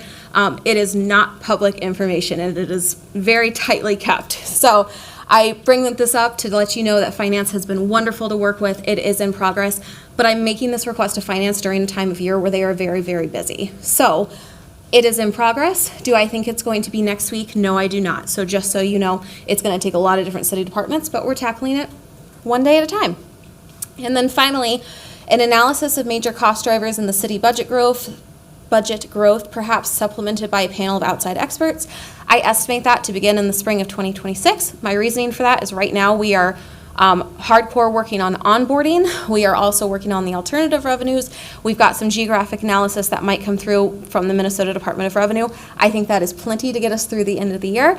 And then I will be going on maternity leave starting in January. So if I had to give you an accurate estimation, I think that that last far term is going to start when I come back in April. Could I answer any questions for you?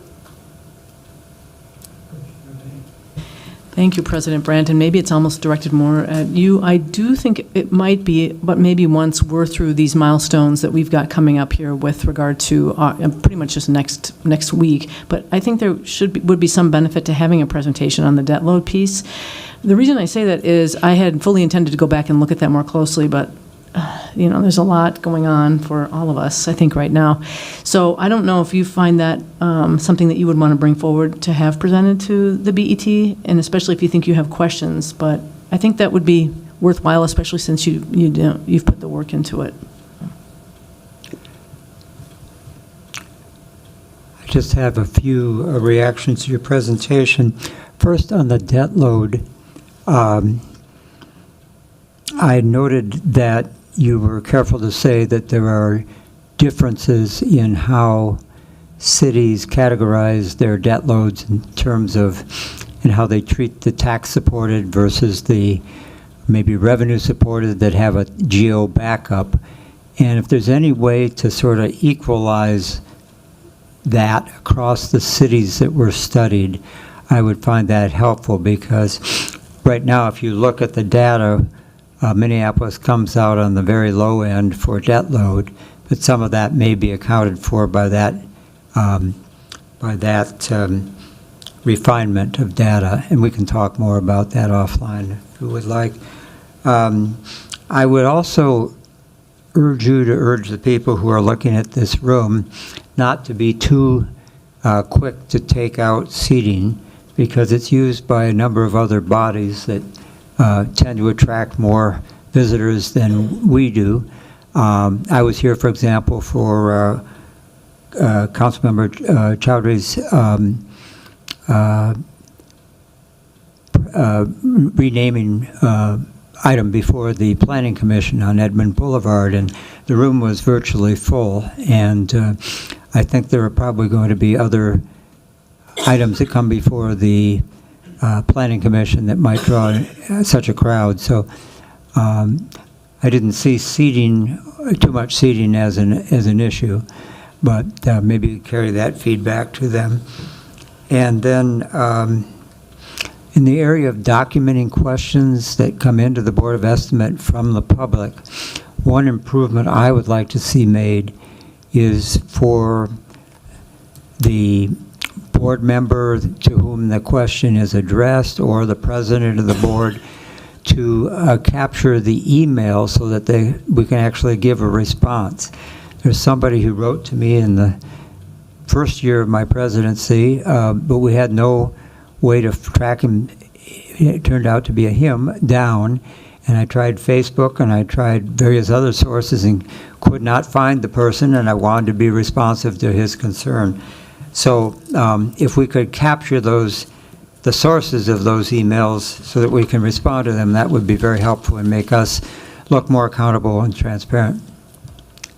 That's all I have. Okay.